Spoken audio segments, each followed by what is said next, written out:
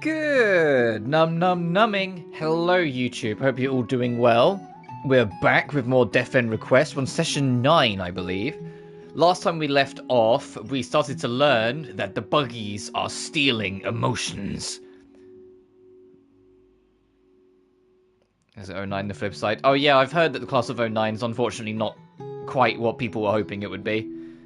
But this time, we are continuing onwards. We're going back to Rosaria Forest to try and find a way to restore our crystal to get back to Odysseia. And to give Lucille a chance to check up on the villagers. Or, you know, however many villagers are left after last time.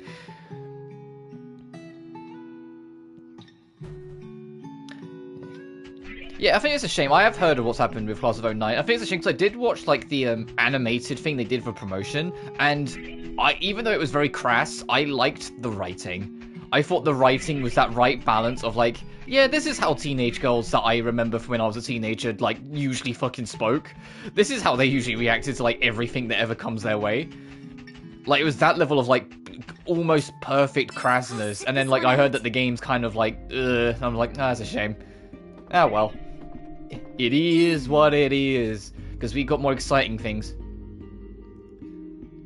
that were announced and shown off, because we had quite a fun day yesterday. Well, if you're a Sonic fan, you had a fucking phenomenal day, but one thing at a time. We had the Sonic show, or the Sonic Central, which is like the Sonic-themed, like, reveal direct thing, and we also had the Sony State of Play. The Sony State of Play was at like 11 PM UK time, so it actually worked out perfectly, because I literally just got home from work. I got home from work at like 10 to 11 last night. Like, different pretty good issues. Yeah, I heard. But genuinely, the State of Play I thought was pretty solid. It was nothing groundbreaking. It was nothing, like, super cool. There was a number of DLCs. There was a couple remasters. Alright, my guy, calm down. You said your piece. I really don't care to continue that conversation.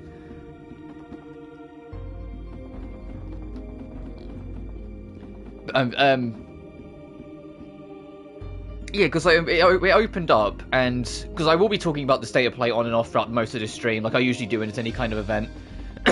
But it opened up with free DLC is coming to Astrobot, which is sick because I love that game. That's easily a Game of the Year contender. They're adding a speedrun mode, and they're adding 10 more bots for you to find, including references to Stellar Blade and the Helldivers. So that's kind of cool. They said that they're like going to be working on more in the future as well, which makes me think that this is kind of like the free update, like a little extra thing to tide us over, but they are working on an expansion. God, I hope they're working on an expansion. Even if it's just one more galaxy with like 6 or 7 more worlds sort of thing, like, please. Attacking first! Leave it to me! Cool, guys, I'm almost there. Well, that's on you. You're trying to go for, like, the annoying trophy in Fall Guys. All good. Oh, do I have, I don't have a home power. No, that's Iger's Absorb, home power. All good.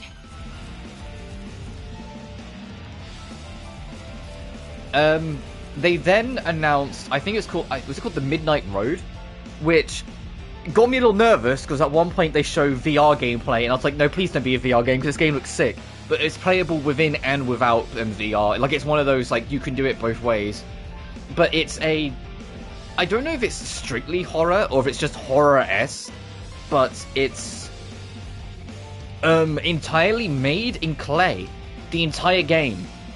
It's a claymation horror game. And I was like, alright, mark me down as curious. Like, it looks really... Like, the art style looks... Well, obviously, because it's claymation, it looks very unique.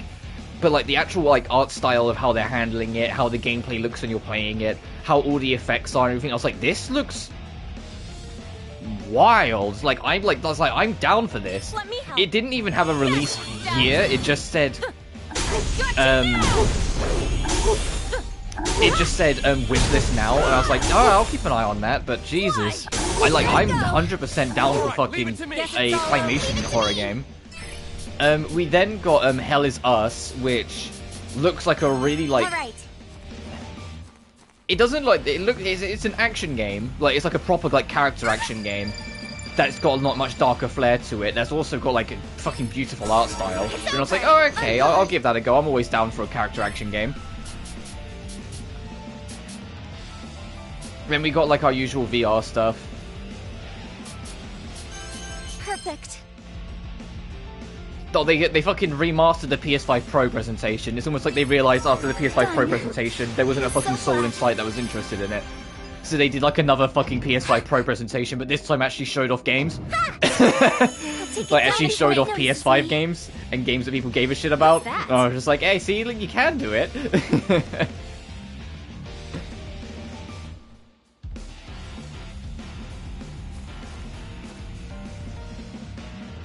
So, fair enough.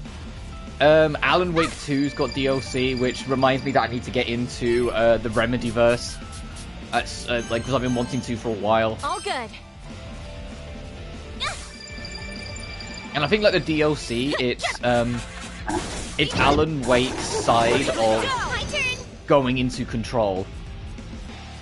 Which, for those who don't know, basically Remedy, every game Remedy makes, they have take place in the same world. And before you say, oh, it's another thing inspired by yada yada, they've been doing this since the early 2000s. It's always just been a thing with Remedy. They've been doing it since Max Payne. But, with... fucking what was I going to say? With their, like, more current games, they did Control a few years back, and they did Alan Wake 2 last year. Alan Wake 2 is getting an expansion, whereas Alan Wake in Control. Alright. Which I believe is to kind of, like, nod back to the Control side of the team, because Control had a DLC that was Alan Wake themed. On guard. The reason why Alan Wake is so popular is because, firstly, it had a good head start because it was the Max Payne team, and people fucking love Max Payne, and rightly so, that game's sick. Perfect. But the game itself, I haven't played much of them, so I'm not going to claim to be, like, a prior of it, which is why I said I want to get into it. But in general, it's a horror franchise with a wink. If that makes sense. Like, it's not just about being scary. It's about having a story that makes you go, what the fuck? It's a story that makes you say, oh, well, we can do this. It's a story that makes you go... Like, it's hard to explain, especially as someone who hasn't really played these games, but it's like, it's out-of-the-box horror narratives and stories. Perfect. Alan Wake follows a writer who, falling under the pressure of always being expected to release his next big seller and all that shit. No, it's not Deadpool at all. Leave it to me. It's not like, because Deadpool is for breaking in your face antics. Alan Wake, it's just, when he, like, in Alan Wake 2, I've seen it, there's a chapter where, like, the hellscape, basically, like, the hell dimension, pulls him into, like, more personal nightmares, and they bring him to the fact that, like, you know, because he was a international bestseller writer in the universe of it, he's always expected to have the next thing ready. He's always expected to have something cooking. He's always expected to show up to every interview. So they set up a... Like, so the Hell Realm sets up a nightmarescape where he's stuck in an interview that won't let him go. But the interview then eventually goes into a musical, but the musical is explaining all the fuck-ups and failure of his life and why his wife left him. And I was just like, what the fuck? But it's like a heavy metal song when they do it. I was just like, okay, that's what I mean, where it's like, it's horror and it's horror-esque, but it's a little out the box.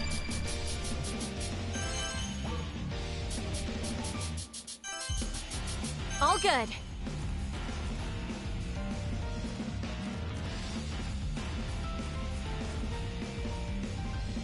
Like I said, I haven't played... I know Control is different. Control is a lot more embedded in the universe. Because I think Control is about, like, a shadow organization that you learn about in the background of Alan Wake. But then Control is all about that shadow organization, hence the name. Because they are in Control. And the theme song of the game is called Take Control, because you're taking it back from the shadow government. Which is also fucking a sick... surreal horror. Yeah, that's the right way. That's the way I was looking for. It's also a sick song. I've heard Control's main theme, Take Control, and it is so fucking good. It alone made me want to get into Remedy's games. The moment I heard Take Control, I was like, alright. Time to take control. Fucking hated. See, even he gets it. Even Aura gets it.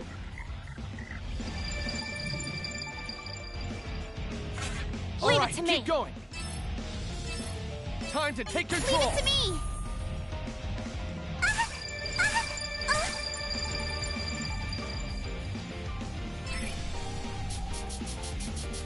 All right. Oh, yeah, but you should know for a fact, if anyone for even a fucking second brings up woke in conversation, they aren't doing it because they have a valid point, they're doing it because it's their comfort word to avoid just admitting they're racist. Or sexist, or homophobic, or transphobic. And the easiest way to prove it is just ask them why they think it's woke. And I guarantee you, they will out themselves like that.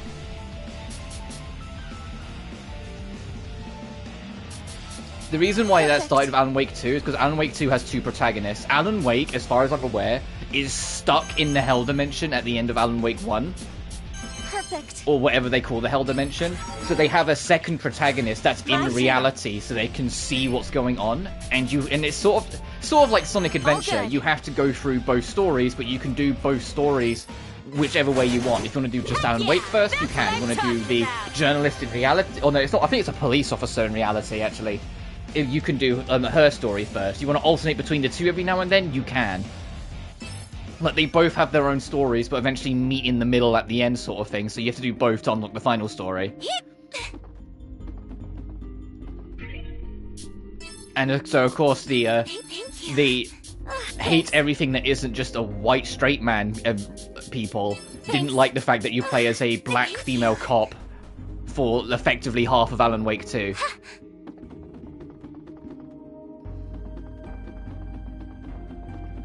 And it's like, oh man, why do you have a problem with this character? They're like, everyone who's normal really enjoyed playing as, because they thought it was a breath of fresh air compared to just playing as Alan Wake.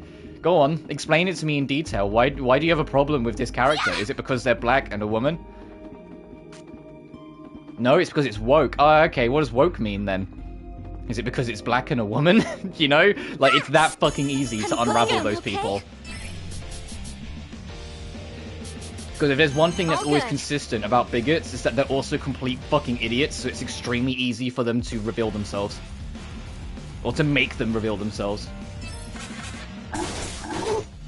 But yeah, getting back to it, I want to play Alan Wake. The DLC got, a big DLC expansion got announced at State of Play, and it looks kind of cool. It's called The Lighthouse, the DLC, but I know it's, because people told me, I was like, oh no, it's based on Control. It's like Alan Wake within Control's world. I was like, oh, okay. I'll end it. Even though it already kind of is, but you know what I mean. Like, it's in, like in that game sense, not just universe connection. What did I do? Oh, fuck, right. It's been a while since the enemy's corrupted. I forgot. Uh-oh. Time to take control. My turn. Fucking Rotro-Raggy. Alright. Oh, and they ended on Ghost of Tsushima's getting a direct sequel. But not direct. It's like Ghost of Tsuhei, I think it's called. And it's like same team and everything, but it's following a different protagonist. And it's like based like 300 years after the events of Tsushima, so it's like, I don't know when the original's based, but I know it's based way in the past. So it's still based way in the past, but just different time period way in the past. Let's go. I honestly don't know what's on my head. Keep in mind, it was 11:30 at night when that trailer finally dropped. It was the last trailer of the night. You mind? Oh, and they're also doing Hitman World of Assassination in VR too, which is like, you know, the Hitman game that I've been playing in the background, Hitman 6. And it's really funny because it feels like everyone that saw the trailer said the same thing. They went, man, this game in VR is probably really fun if you're a psychopath. That's probably why I think it's fun. And I'm like, everyone's saying the same thing. Everyone's like, man, the idea of like, you know, professional Hitman game in VR is incredibly fun if you're a psychopath. Man, it looks incredibly fucking fun. And it goes to Tsushima. I know people were like really all about it. Like, I haven't played it. But that's also just because I'm not really into a lot of Sony first-party stuff, so kind of just went, whatever. Like, the only Sony first-party game I've been into I can think of, outside of Astro Bot, the last one was Returnal.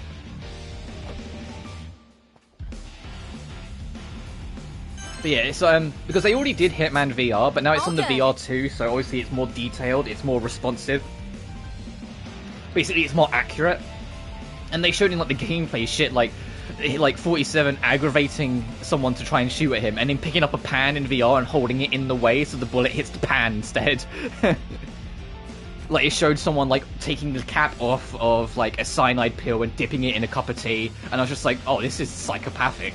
This is evil, but I love it. And it's got fully functioning dual wield now for the VR, so you can have a tool in both hands, or just have a gun in both hands if you want.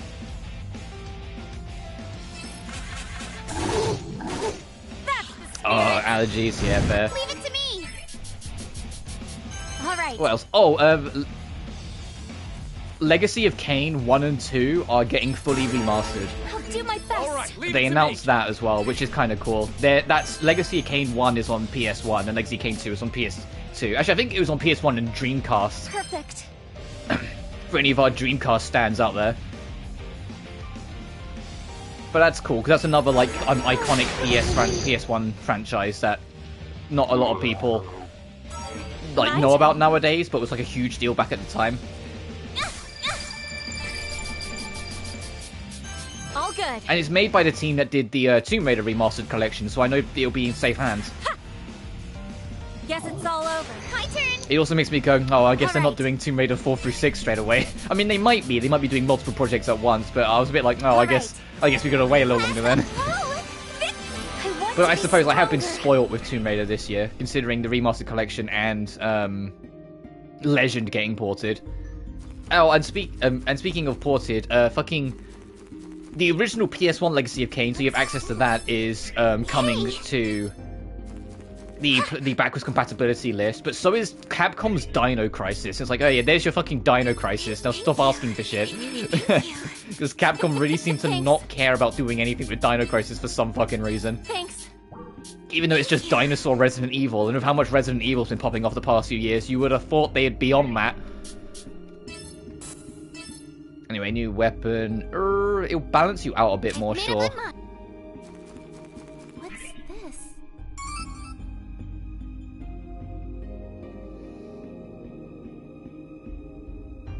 What's this? Zenless now? Yeah. All the stuff with 1.2 Shield. looks a lot better. And I also watched the Dev on Dev, which is, if you don't know, it's what they're calling basically like their developer interviews. And it was half an hour long, and I watched that, and some of the shit they're saying they want to do and are planning to do, the biggest one is saying in the future they're not gonna have TV mode in main story. And I was just like, oh shit, no, they're really like changing their tune with that. Uh-oh. Shield. Main story not having TV mode like at all, like, oh, okay. But yeah, 1.2 in the outer ring. The outer ring looks cool. I like that you can drive a motorcycle around. I think I watched Caesar's trailer, like the leader of the Sons of Kaladin, and her trailer being about how she met and recruited Lucy was kind of really fucking cute. For those who don't know and haven't seen it, essentially, Lucy, the blonde kid with the baseball bat, the blonde girl, the reason why her name is so exaggeratedly long is because she came from a super rich family but ran away from home and ended out in like the Badlands, basically. She ended up in the outer edge. And because she had no money to her name because, you know, she ran away from home, she was just this posh kid in like the hellscape. She just played piano and hoped that it would attract enough attention to get her some money. They all ignored her because, you know, it's the posh kid trying to make money, and all, like, the people who are poor could identify that and went, now she can fuck herself. But Caesar noticed, and because Caesar always wanted to play piano, it became an agreement that she would look after and help out Lucy if Lucy in return sought Caesar out to play. And then the teaser ends with Caesar and Lucy playing the piano together, and I was like, that's so fucking cute. I wish they did more of that instead of just, like, gooning, you know? Instead of just doing the horny bait all the time. Like, it's funny how, like, Genshin and Star Rail, I almost wish, like, they'd be more prepared to lean into some of the horny shit. And Zenless is like, no, stop leaning into the horny shit. Just start doing cute shit, because when you do the cute shit, it's so wholesome. Like, come on.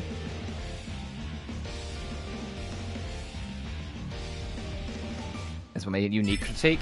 But the thing is, the thing with the TV mode, it's not just like the whole thing. My angle was, they made it very clear from the start, they wanted to do it. They knew it was going to be weird, they knew it might not work the first time around. I don't think they expected the level of backlash they got, but it was something that they really wanted to do. And I respect them for committing to wanting to do it. To be like, look, we know this might not work, we know it might not be for everyone, but it's what we really want to do. It's our vision to do this. I said, unfortunately, like I said, it didn't quite work out for them, and the backlash towards it was far more aggressive than I think it even warranted, because I said, as much as I found it kind of boring at times, I genuinely didn't think it was that fucking bad, or as bad as people made it out to be. Like, even remotely, I thought it was just okay. Ready for battle. But keeping it to just side missions and stuff, I think that's probably wiser, just for now. I think what they might do, or it might be wise, is keep it to the side, because they are going to do more quality of life and changes to it, and then come back to having it in the main stuff later when it's like more, like, when it's like got much more quality of life to it. Because it's more kind of like for their sake. I also don't really want them to kind of just give up on their vision because people didn't like it off the rip. But I understand that at the same time, the game needs to make money and keep people's interest, so making it lean more on the action side in their action game is probably wise. Alright. I'll end it. It's like one tweak it, yeah. I mean, no, because if you look at how much it changed from the alpha to the closed betas and whatnot, it's not... I know you're saying it feels that way, but no, it already underwent a lot of changes in quality of life. Because keep in mind, the biggest thing that it did at launch was basically double the speed of it. Am I getting stronger? In the beta, the biggest complaint was that it was too slow, so they sped it right the fuck up. Like, it's literally like running at like twice the speed. No, because your magic attack's already super low. Sorry, Al, but I can't really justify that. Experience anything objective. I know, that's what I was saying. I was just kind of clarifying for you. This doesn't... Oh, Jesus.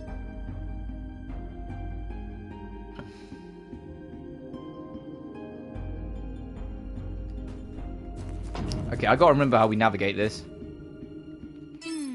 Okay, so yeah, because you need to get the key for that, and we don't have it yet. I also need to heal. Thanks. Thanks. Thanks. Oh yeah, this trailer won't open. It's either an item or a reality object. That's always how it goes down.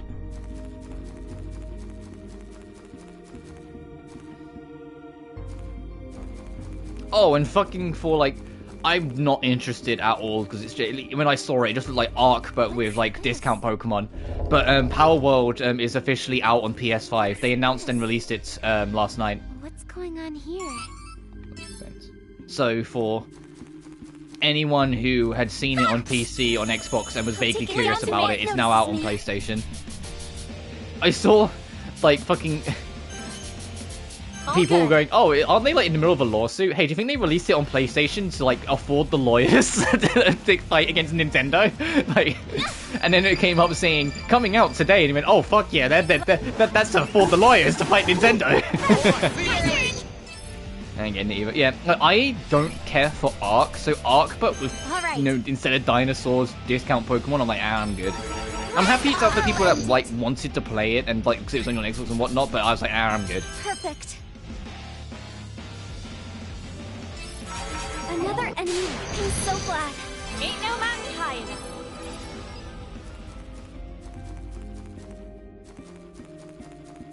What's this?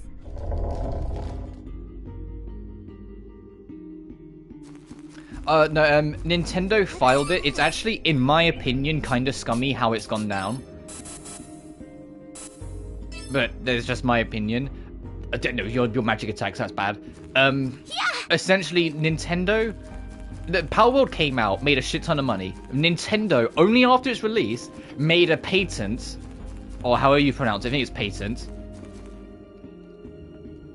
to basically, they put a patent or patent, or however you pronounce it, on Pokeball-esque mechanics. Not Pokemon, Pokeball, as in, like, having creatures in devices-based mechanics, which Power World does. And then off of that, they've now filed the lawsuit against Power World. Keep in mind, they'd made the patent after Power World's released, which made people go, what the fuck? What, did Power World make too much money and they weren't happy with it? Leave it to me. Which is what I mean by, like, it feels really scummy. And I hope that they can get the right lawyers to fight that, because that, to me, feels like All a good. winnable case for Power World's team. Because that feels like bullshit. Patents. Oh, okay.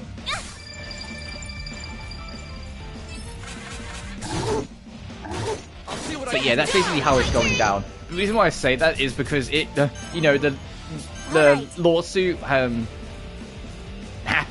and then we suddenly get the PS5 ports coming, and it's just like, Do my oh, okay, best. what, do you need some extra money? What, did you not make enough money off of the other versions?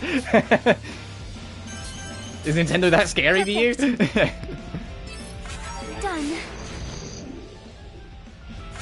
Not Let's too go. shabby out there. All good. Yeah, if we're doing Rosario Forest, because we got to do, you got to get through the little maze near All the good. end bit, so we can do the story. Name them. That's what I'm talking about. But you can see what I mean by, like, it feels a little dodgy. Thank you. Oh, thanks. That the game came out, was successful, and only then did they suddenly go, oh, we need to do X, Y, and Z. And then changed it.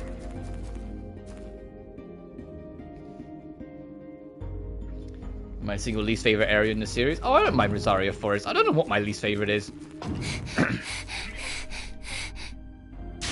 Whoopsie. Yeah! I'll admit that, like, on my blind playthrough, both times I came here, Oh, I got, good. like, I got not stuck, but like lost for a second. Oh.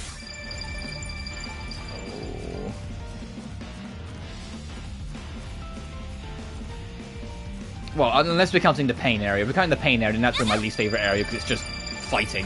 Heck yeah! But outside of like that, I don't really know. Like, I'm trying to think. It's like All right. the palace is a good starting location. When you return to it, like, it's cool to see how it expands out. Perfect. The port is kind of just a one and done and kind of like whatever. So maybe like the port, because I kind of don't, because like the port never even really crosses my mind. It's just like, oh yeah, you go to the port and pick up Al. Let's go. You know, like it doesn't really like stick out to me in that sense. All good. Is it the forest? I don't mind it because I like. It feels like an actual dungeon to an extent because it's actually kind of maze-like. You have to actually kind of figure it out where you're Alright. going and how to get through it. I'll do my best.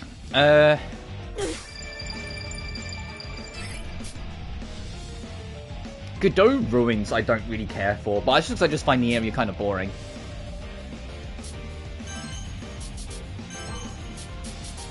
What do you say? So maybe Godot Ruins because I find that area kind of just boring. Let's go. All good. Because I really like the Water Temple. The Water Temple is one of my favorite locations in the game. That's the spirit. Keep up the high Um, back there. What's this? The volcano we'll be going to way later. I wish it was longer, but I do enjoy it.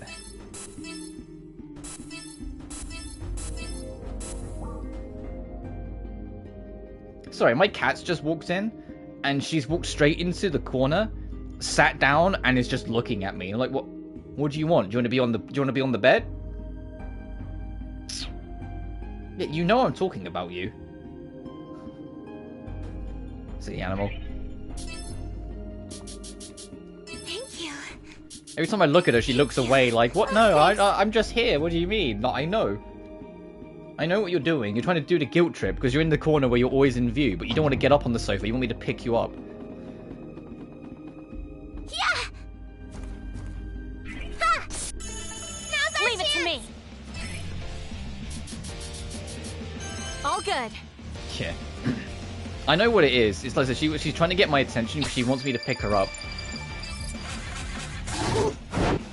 And I get it, she's an oldish girl now, so it's not the easiest for her to climb up onto the bed. But equally, if I wasn't in this room, and then came back, she'd be on the bed. She'd get herself the fuck up there. It's just because I'm here. She's like, Let's oh, go. I can get like up with no effort. All right. Deleted. Because it does take a bit of effort for her now, which is not a young'un. My turn. Like, she doesn't jump up on the bed, good. she has to climb, like she digs her claws into the side of my bedsheet to pull herself up, sort of thing. That's the spirit. Victory. You sound so sweet. I think most RPGs. I'm the other way around. I'm tired of RPGs having no fucking dungeons. I'm so fucking tired of RPGs basically having no real dungeons. Or if it's a dungeon, it's just a linear fucking cave. Give me fucking dungeons. Give me puzzles to get stuck in. I'm tired of there being nothing in these fucking games. I love Tales of Arise. Where's any fucking dungeons?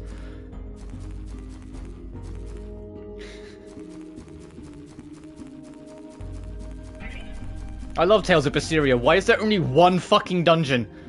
Excluding the post-game one. I'm so tired of RPGs not having fucking dungeons at all, ever. It's an action game. It's an action RPG where you run down corridors for the whole fucking game. It can still have dungeons. It can still have dungeons to break up the pacing.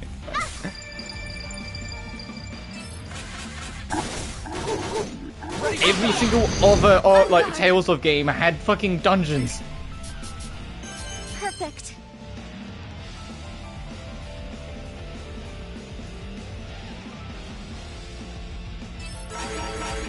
Leave it to me.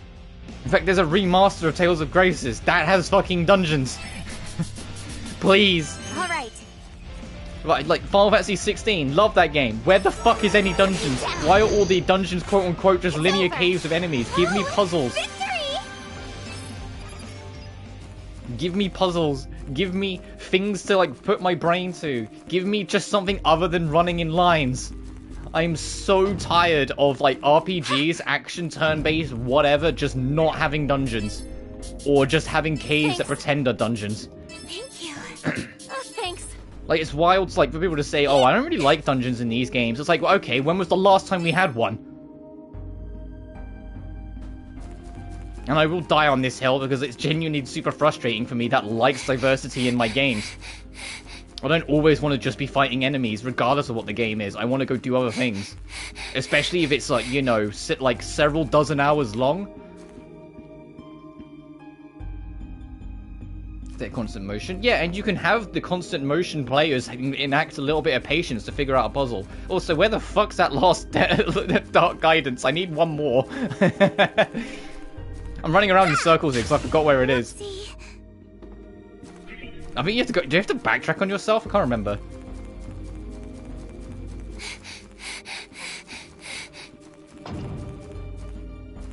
There's an individual presentation? Ah, no. Changing a coat of paint but having it be the same location will just feel like that. It's one of the gripes I had. That's one of the genuine criticisms you can actually give Final Fantasy VII Remake that stops it being a 10. Is that a lot of the locations are just corridors with different looks. It's like, well, it's just changing the aesthetic, but it being the same idea doesn't make it unique. It doesn't make it stick out. Visuals alone do not make a varied location. You don't need to make everything gimmicky, but please, just one. I'll end it. I shouldn't have to ask for only one. There should be a healthy balance, but fucking the game industry is terrified of making players think, so what do I know? Leave it to me. It's like, oh, you're in an RPG, something that requires strategy and things like that. Oh, wouldn't it be cool if you actually had to use that strategy in the field for once? No? Oh, what, is that too much for you? Delete it.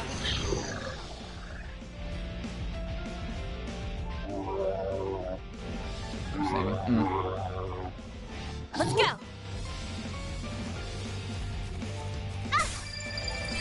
Like, as much as I love FF16, All good. well, I say as much as I like FF16, let's not say love because I definitely had some problems with it. Holy shit, I can't remember a single dungeon right like off the top of my head. Not a single fucking one, because all of them are just caves that you just fight enemies in. Do I get anything from? Am I getting stronger? Isn't turn-based? It's hybrid. And even then, that wouldn't matter. I say it doesn't matter if it's turn-based or action RPG. It can still have a fucking dungeon that makes you think for a minute. Because the whole point of RPGs is, you know, there's strategy building in it. So fucking have that apply to the field. It's a nice diversion. That's an actual diversion and not just aesthetical. Because aesthetical divergencies get old very quick. It's not ATB, it's hybrid. Because at any point you press X and the game pauses for you to bring up the menu. It's hybrid. It's neither ATB, it's neither turn-based nor action, because it does both, technically. I say technically because obviously it leans way more into one over the other. What am I missing? Where is that last fucking dark guidance? Sorry, I've been rambling about this discussion. I completely just kind of going in circles. I feel like I've wasted the past like 30 minutes. Where the fuck is this last thing? I know I'm missing a dark guidance. I just can't remember where the fuck it is.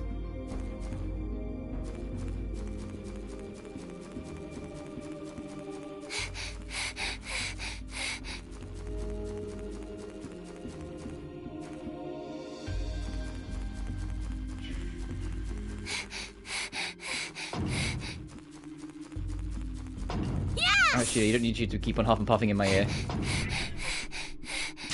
Whoopsie. It's gonna be. I know what it's gonna be. I'll Time to it. defend. Let's fall back. I know what it's gonna be. It's going to be in like a bush.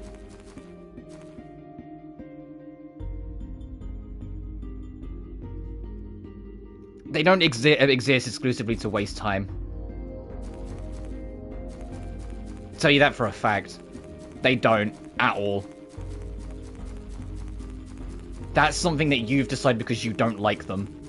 No one in any kind of industry, even when they're making filler, when they're actually making filler content that says, oh, there it is. Make filler with the intention of wasting time. They do it with the intention of giving you something else to do. They don't do it with the priority of time. They do it with the priority of making your time more worth it by having more little things to do.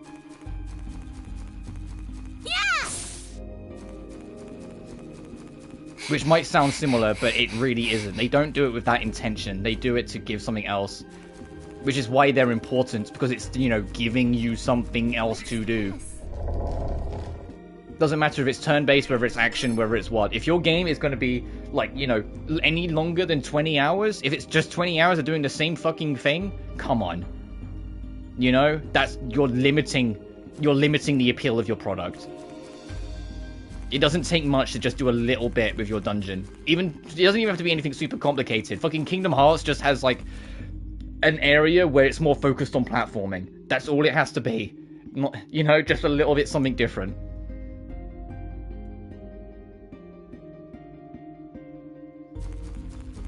Ha! I'll take it down before it notices me. Obviously, there's different executions and whatnot, but my point is, just to actually wrap up this topic, because I know I'm going in circles here, but we've only just found our way forward, is that dungeons matter. I'm tired of people pretending they don't, and I'm tired of the industry pretending they don't just as an excuse to never have them, because we haven't had a proper, like, a fleshed out dungeon in, like, a higher budget game in fucking, I think the last time was Final Fantasy 12. Where that actually had real fucking dungeons. Because 13 is corridors, 13-2 is corridors, Lightning Returns is corridors. We go outside of that, oh, let's look at Tales. Oh, wait, it's all corridors.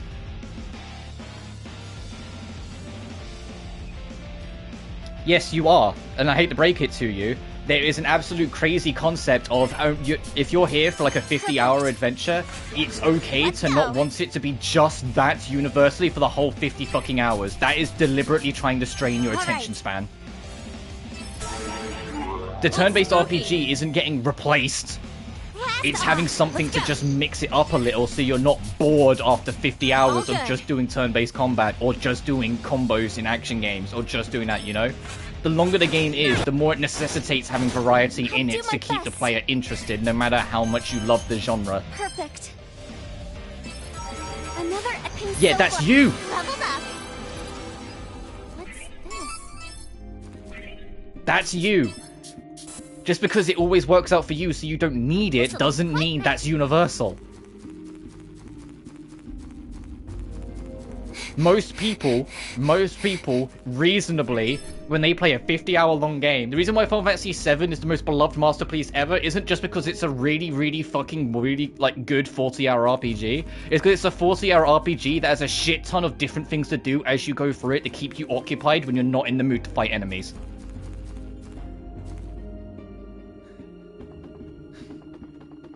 Like, just straight up. Like, it has so many little things to do in the original FF7 to keep you occupied when you don't want to just fight enemies. What's this? If Final Fantasy VII was just all the combat and story in a row, it would not have been anywhere near as successful as it is, because people would have burnt out. Because people were already feeling a little burnt out, because Final Fantasy V and VI is kind of a lot of that. Found it.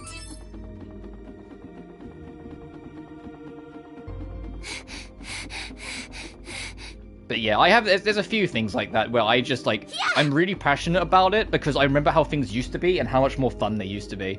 And it annoys me that the industry is so hell-bent on moving away from it when it's right fucking there. The other one is stealth games in general.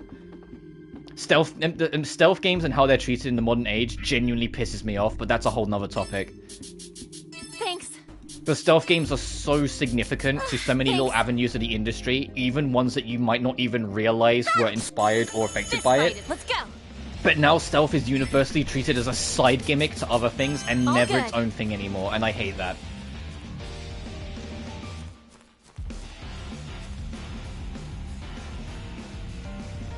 Like, it genuinely depresses the fuck out of me.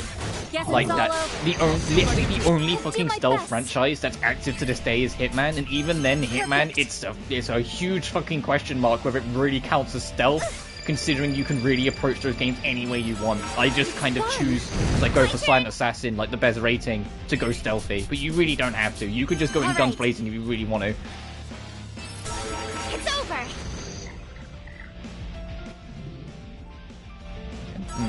Leave it to me. Keep going. I also miss linear adventure games. All good.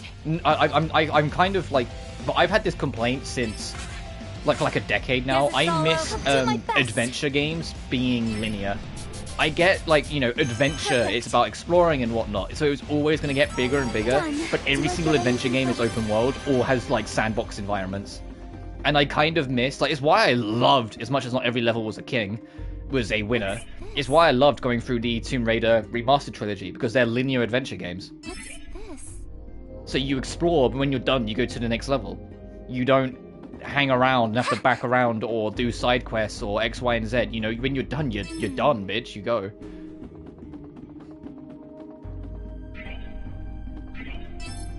But, like, I miss Splinter Cell, but fucking...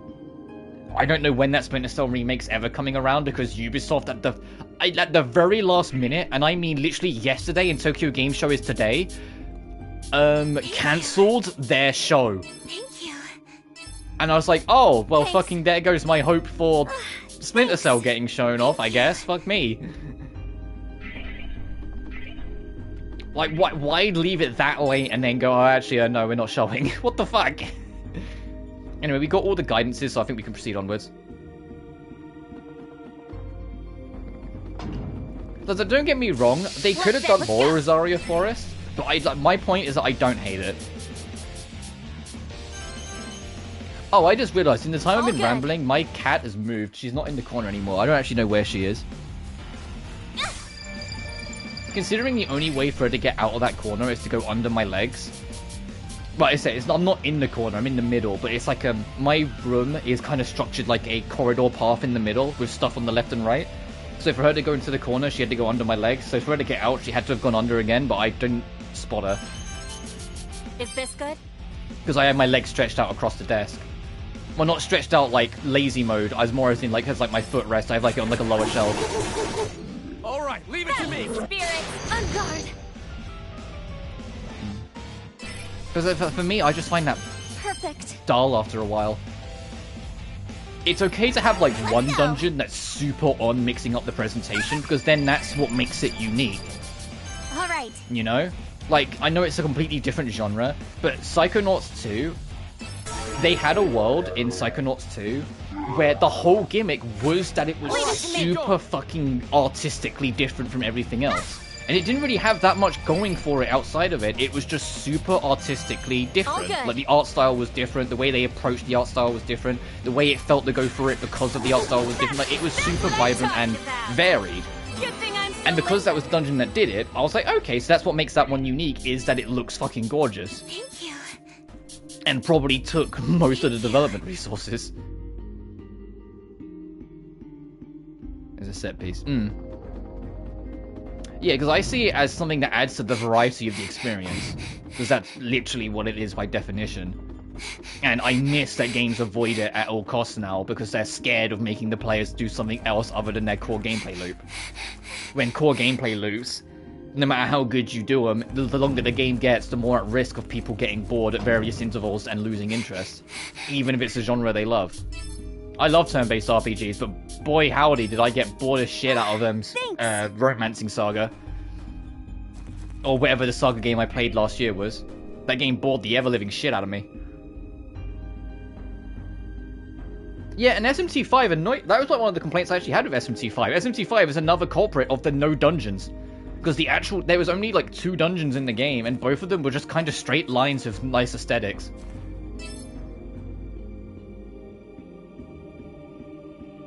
And it's the biggest thing that'll be a wake-up call for anyone like you who isn't a big fan of dungeons, who plays SMT5 and likes it, and then goes back and plays any older SMT and realizes that they are dungeon crawler RPGs by nature.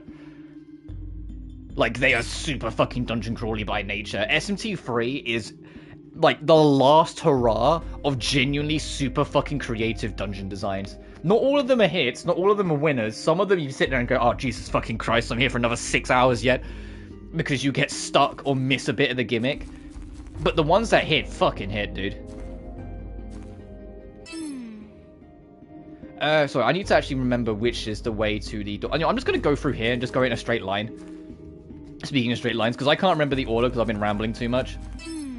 I think it's this door. I've been autopiloting so much of this dungeon. That's probably why it's taken me so long.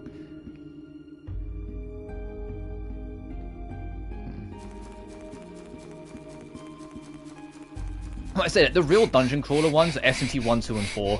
SMT 3 breaks it up a little bit. It was like the one that tried to, like, you know, embrace more like exploring the world. You know, going into towns and villages. The dungeons were in third person and not first person, because that was a big thing with SMT 1 and 2, is that they were all in first person. But I said they were proper dungeon crawling. Wait. This graveyard. Huh? Do these graves belong to the elven people? No. These weren't here when I last called this place home nearly 1 year ago. Oh, and Strange Journey. Strange Journey is like the... You know anything about like this? I said, Nocturne is the last hurrah for a lot of people, but Strange Journey is legit like the last one to have like a shit ton of really crazy maze-like dungeons. With lots of little gimmicks and things like that to diversify them, to make you remember them in different ways. It makes you challenge how you navigate them. Because SMC4 has dungeons, but a lot of the puzzles are very basic. Would you mind thinking before you speak in front of Al? Like, I think the most complicated it gets is, Sorry. So no, I'm talking over this cutscene, so I'll turn it off for a second to finish my point, is Camp Ichigaya. Camp Ichigaya is like the most complicated it gets I can think of, and that is more just, if you take a wrong turn, it puts you back at the start. So that's less of a gimmick, more of a just, you gotta figure out which way's the right way. By paying attention to, like, writings on the wall, where the enemies are, where the torches are lit, shit like that. Like, you just have to pay attention to, like, what paths stand out different. If you take the wrong one, whoops, you're back at the start. And the fact that that's the most complicated it gets, like, SMT4 is not that complicated with its dungeons. But SMT4 is hard carried by its fucking phenomenal nihilistic writing.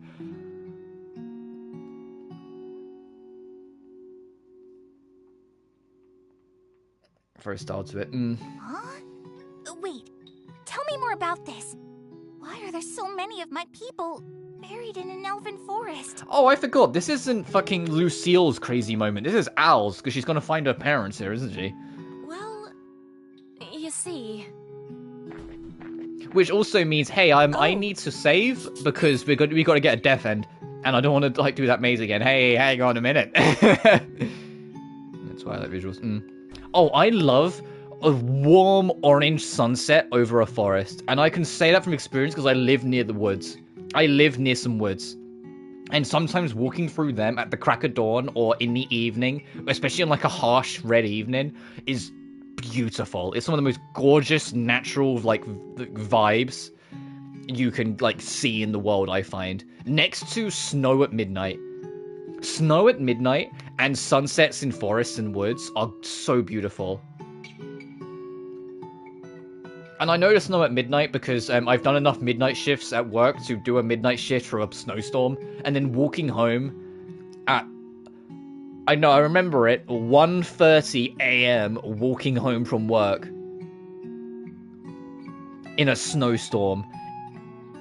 Even though it was a 20-minute walk, it took me like an hour because I enjoyed it. I had a real slow stroll over it. It was beautiful. It was silent because, you know, the snow naturally muffles noise. It was like walking under, and every light post you could see the world going past it with all the snow and everything. There wasn't a car in sight. You could, like, in between the clouds, you could see the glimmers of the moon and shit like that. Like, oh, like, it was such a beautiful memory. And you know what also kind of, like, sticks out? I know it's like I'm kind of going on a tangent here. The reason why I remember it so much is that, that happened, and then literally, like, 2 days later, my uncle passed away. And it was just like, well, fuck. Because it was still snowing when he passed.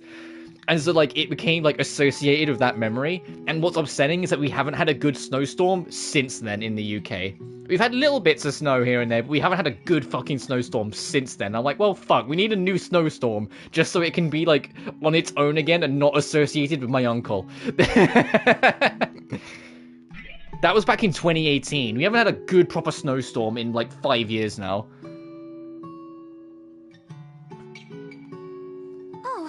Anyway, back to this game. We're gonna have see Al's reaction to all this. You must be from the village of elves, are you not? Yes, I am. Potential creativity involves the two worlds, like actually more than the worlds involved. Me. Oh yeah, I love what that. honor I know are what we you mean. graced by your presence Like, in our forest? I love. Oh, you flatter me, but you needn't pay me any mind. Rather, my condolences. Your people. But that's also a really suffered strong terrible contrast in losses. colors as well. Thank you. The elves Which of also Rosaria helps. are Like, desperate just to good put this contrasting egregious colors can go a long tragedy way behind regardless of the us. setting. But it's just like the May green I of ask and the what green and interest brown you of the have in woods our and the fierce gravesite? bright orange of the sky always just makes a real nice backdrop, I well- find. I have a question. Are there people from the Beast clans buried here? Why would they be buried with the elves? You are one of them. How have you survived? And the crest on your outfit. Are you from the Royal Sturful shipyard, little girl? Yep. I'll ask you What I wanted to do, like, because I'm not a big fan of teleport maze, the way I would have fixed, like, or changed Rosaria Forest is, and we have these little moments where you click on things and branches go out to be bridges. I would have made that the puzzle, that you can make the branch shift direction to different platforms and shit. And you eventually, like, have to use them to eventually make a bridge across or something like that. Have you not heard the truth? Should we even speak of such atrocities to a child? It's been 6 months since the incident. I was like, oh, but I'm looking for my parents, and they are around. Oh, these such atrocities that murdered all of your clan. So are my parents alive? Or these evil, murderous fuckers that murdered, like, mass genocide your whole race? You're like the only survivor. Eventually the truth will So about my known to us. parents. Sturful Beast genocide. What's going on here? Al, here. This belongs to you. What's this? The necklace from the grave? Hey, this is the shipyard crest. Oh no. Your Yeah, now the penny's dropped for Sheena. She's like, oh, fuck, yeah, no, her parents are, like, turbo dead.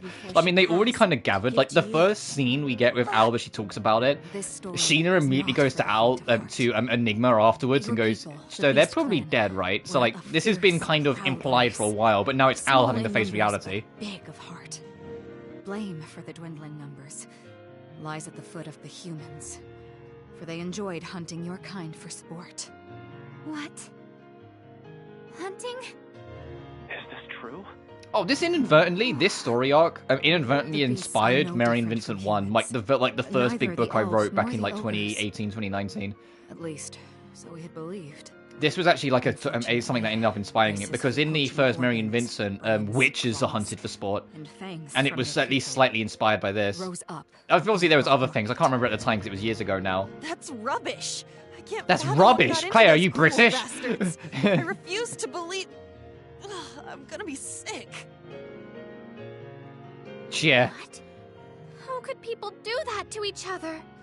Some say it was the curse. Then, like, of the Claire was untold really that holding drove back them to urge to say that's bullshit, but Others believe that the plan, you know. the ensuing downturn in economic fortune drove people to madness.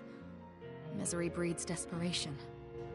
On the other hand, I have heard some stories about members of the Beast clans selling their own children. Unbelievable. What is wrong with this world? As a human, I am ashamed. I shudder at the thought. Human poachers were running rampant, brutally murdering their kind for parts, then disposing what remained of them in Rosaria Forest. Kind of wild that, like, you know, the world's odyssey got corrupted and invaded by Aggle and their, like, cronies, and the first thing that happens is literally fucking racism to the Beast Clan. They all got hunted and murdered. I was like, bruh, like, Aggle, could you not, for once? Our people were able to rescue them, but they were regrettably already close to death. In the moments before their death, they had one thing to tell us. We hid our daughter underneath the floorboards. Please, yeah, I can't remember who Claire's actress is. So I know we went over it the other stream, but I can't remember now. We're already gone, Al. But yeah, I really enjoy the whole English voice cast of this game. But you had already left. If I recall correctly, Elle said that after she had first run away, she had dinner with her parents before they disappeared. As if that wasn't bad enough, her home had been ransacked. Now it all makes sense. The craziest one for the English is still to come up. There's one scene later on in the English dub, right at the very end of chapter 10, and if you know, you know, where Sheena Kaylee Mills legit gives out the scream of her career, in my opinion. Like, holy shit. Like, when I heard that scream, I was like, wow, she did that? Oh my god.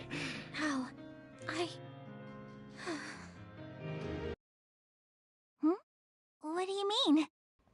Yep. Because our emotions been stolen. What can I do? I kind of figured something terrible happened to him too. Oh well, time to get a move on. Al. What's the matter, Enigma? You're crying. Huh? Why? Huh? That's funny. I don't feel sad one bit. I'm not crying, but tears are streaming down my face. How weird. What's going on? Yeah, anytime this music plays, I'm like, oh, zoink, Scoob. Uh-oh. Raggy. Every time the music plays. Sheena? It's okay. Crying is natural. What you're doing is totally fine. Al, you're allowed to cry. Huh? These are my grandparents went the other day. It was nice. It always eases my wife's concerned about them. Yeah, I hear you. To be fair, during my week off work the other week, I got to spend some time with my auntie, my great aunt. It was lovely to see her because she's genuinely wonderful. My heart!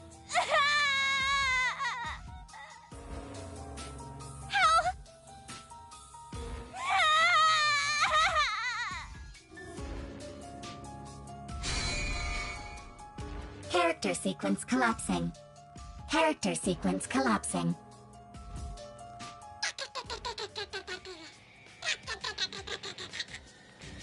Somebody's on the scene. Yeah, I hear you. Al! Could this be like what happened to Lily? My heart is being crushed by my ribs. I feel like I'm gonna break. It hurts. Hey, because there's a death end tied to this, we're gonna get ourselves killed immediately when this starts. Sheena, what is going on? What's going on? I'm gonna drop a save again as well, just so I can... There's less to skip when we get back. It's the same thing that happened to you. I think her buggy was suppressing one of her emotions, but she's past her threshold. The emotion that's been stolen from her heart is sorrow. Some madness, maybe. You guys know the drill. Let's save her.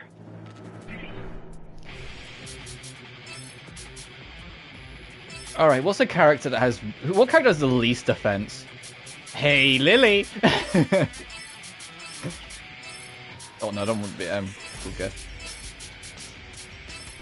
Go get him, soldier! I'm coming for you! Let's go! Oh man, that's crazy. How could we lose? It's alright, we're gonna see a death end out of it now. I've been a good girl. Why? Why? Oh, and although this death end's nowhere near as disturbing as Lily's, it's still got its moments. So be a little wary for people who aren't so good on that. It's nowhere near as severe. That's the reason why I haven't put a warning up like I did with that one. But it's still a little dodgy. So if you're not comfortable with like the aesthetic, here's your time. Calm down. It's gonna be very bloody and gory. Sheena, do you recognize me? I don't know. Sheena, fall back! Please! Ow! It's me! Buddy! I don't know! I don't know! I don't know! I don't know! I don't know! Ow! Ow! Hey, Al, stop it! Hey, don't you insult Iris Heart's theme. Or the Plutia's theme. Ow! It's me! That track's a bop. Don't leave me alone! And it's not Guna music. Also, I'm going to delete that comment because YouTube seems to have like a really, really, really vicious hatred of the word. And like videos are getting like age restricted off of it even being in chat. So I'm going to drop that just for that. Also, everyone gets eaten and like murdered and like destroyed. Oh,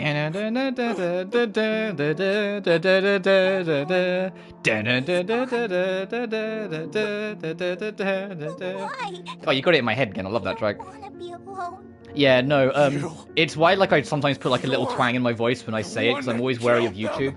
But like videos are getting like age restricted, demonetized. Not that I'd monetize my videos. God of death. And like things like that, extremely strictly for people saying it's or the longer version. Sequence We initializing. need to steal back the word Progress at from henchmen. 45%. Like henchmen need to take the word back. The word's fallen into the wrong hands for too long that even YouTube thinks it's like a slur, or just like a really naughty word.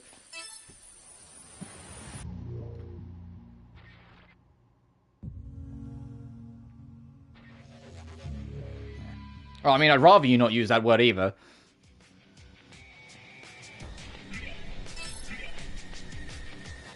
Anyway, let's now this time actually win the fight. Are you? Leave it to me. Any idea what it is? Oh, you still have the attack boost. Oh, you still have the attack boost? All good. Oh, Al, I'm sorry. Oh, Al, I'm sorry. Alright, I'm just going to, like sailors salute as their ship's going down towards Al. Yep. Yep.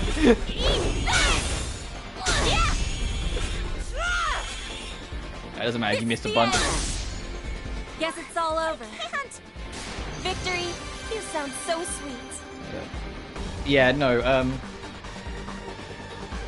Gun or Gunur, that's me putting my little twang on it just so hopefully YouTube leave me alone. YouTube have been like very fucking vicious on the word in being in chats, in being in videos mentioned, being written on screen, anything like that. Like they have like a vendetta against that word. I can only assume it's because they do just associate the word with the pornography now, so they treat it under the same thing they treat anything to do with the subject. Which I think is really dumb, because it's just a word, but what do I know? It's like how they really hate they hate Kunt, they hate CUNT, and so I always have to, like, if I have to say it, I have to put a twang on that if I don't want YouTube to age restrict my videos, which is really annoying as a British citizen that's used to saying it every third word. Like, I had to, like, learn, like, relearn my dialect when I started doing live streams, because I was like, oh, I can't say that, oh, fuck.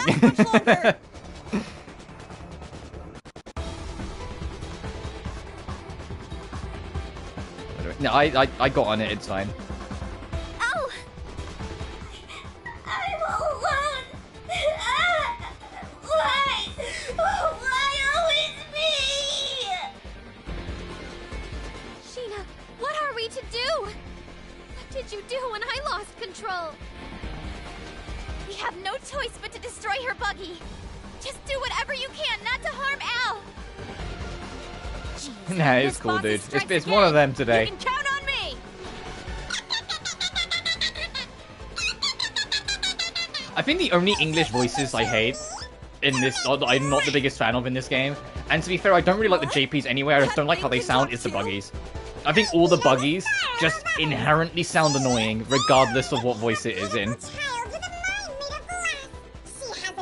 It sounds like someone's like pinching their throat, and then they do the editing sort of thing. They go, yes, her mind belongs to me, and then they put the filter on it. I'm glad they made the buggies shut up and just basically become like glorified plushies in the second game.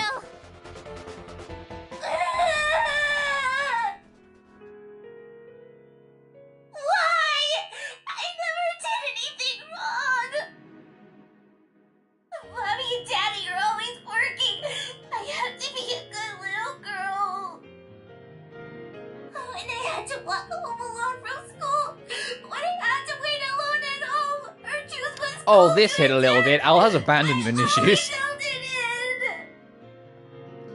This hit a little close to home. Is she experiencing a memory from the outside? That's why I chased after idols. No one wants me. I don't want to be alone. I miss them. I miss them. I miss them. Mommy, Daddy. Al! Hearing her cry is tearing me to pieces! We'll save you! We promise! Brace yourself, Buggy! I really wanted to just say bitch. Brace yourself, bitch! Dude, just whacks the fucking buggy. Channel your inner uni. Oh, right, we have to fight her twice, I forgot. Any idea what it is?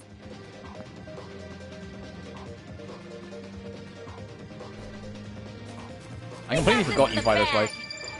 That's the stuff! I'm starting to believe! I'm starting to believe. All good. Ha! Ha! Yeah! Fuck. We might have got the kill in one turn. If she didn't miss. Perfect. Yeah, that's life. That's life. All the people say. Let's go. I don't know why I'm in this mood today. I just am. All right. I didn't even get much sleep last night because I watched this. Oh right, oh fuck, you counted. Oh shit. Oh no, what am I gonna do? Oh man, if only there was a physical attacker that's about to fucking wreck her shit. Oh Jesus Christ. Oh man. God, that was close. Oh fuck, I don't know what I was gonna do there otherwise. Guess it's all over. Close call. I say I didn't get a Nice bad one, amount of guys. sleep. I got about, I want to say like 6.5 hours sleep, which really isn't terrible. I know it's not the ideal 8 hours, but more than 6 is still okay.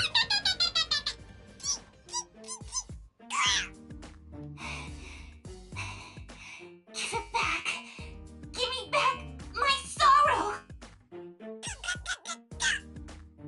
Listen to me, or else I'll beat you up again. Damn it.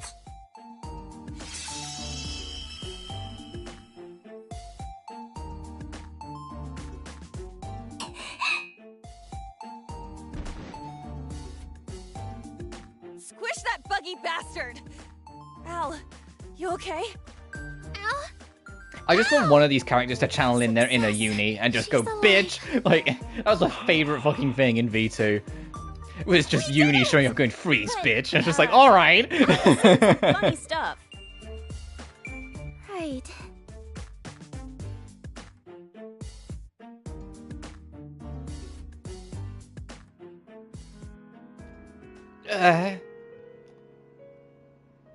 Al! We were so worried. Sheena! You're awake. Heaven's mercy, what a blessing it is to see you wake. You guys... Al...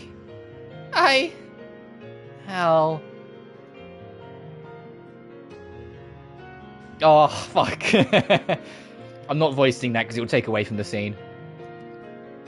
Why did my parents have to die? Why did they have to leave me alone? Al...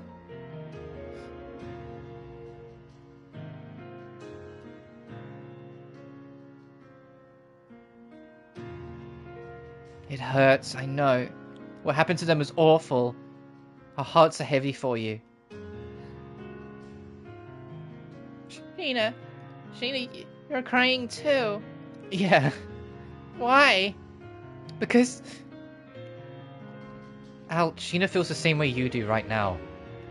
Same? Not just Sheena either. We're all heartbroken for what happened to you, Al. Anguish, annoyance, fun, happiness. Life throws a lot at you. We can share and experience those pains together. Your sorrow is our sorrow. When you're feeling down, I want you to tell us. If you feel like crying, then bawl your eyes out on us. You have us. Don't never think for 1 second that you're alone. Okay. I feel so lost. That's right. This must be what sadness feels like. I remember now, but what sorrow means. And I remember what happened that night. Do you mean?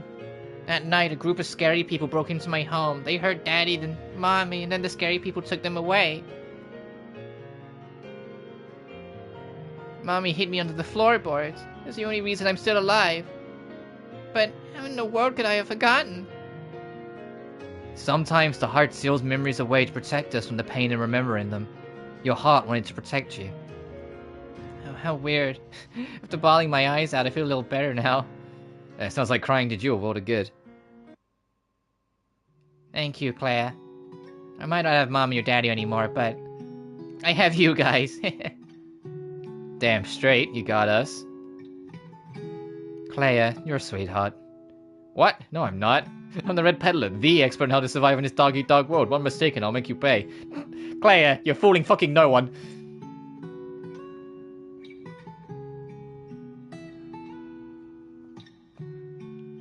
now. Self-praise is no praise. Nah, I'm kidding, dude. I'm happy for you. I'm the exact same way, though, so I'm cool. I'm genuinely super proud of my work, and you, to be fair, you should be.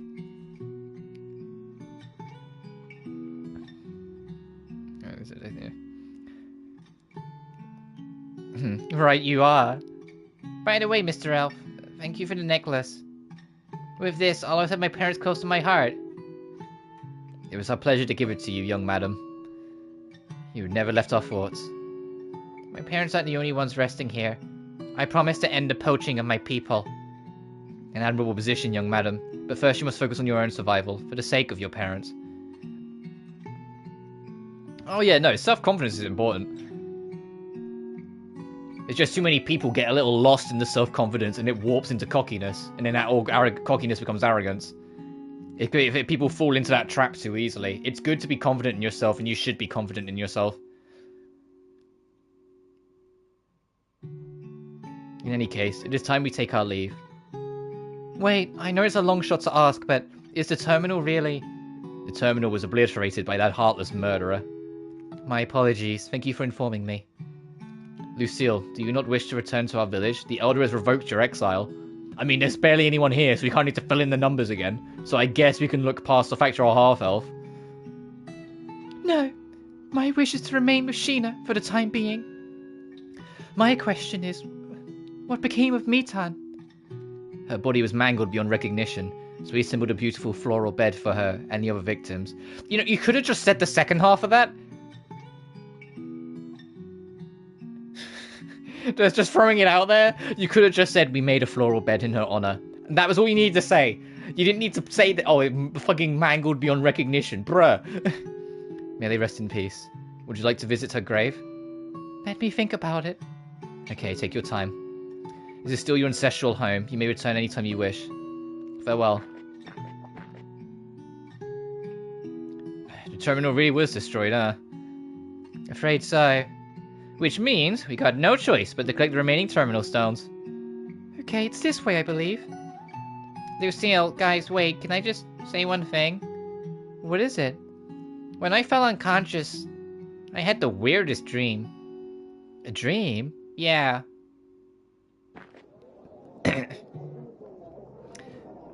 First place in the class election? Wowee! Oh, Hinata Morikubo. You're... Sorry. Just reaching for something quickly. Because I'm making a point, because I forgot about it, to write down all the real names of each character. So when it becomes relevant in, like, Code 03, potentially, I'm like, oh yeah, they're talking about Yurisa, and I know they're talking about Lily. Because that's like been my worst habit with this series. Is I always forget the real names of everyone but Chloe. Because Chloe Aaron's easy to remember.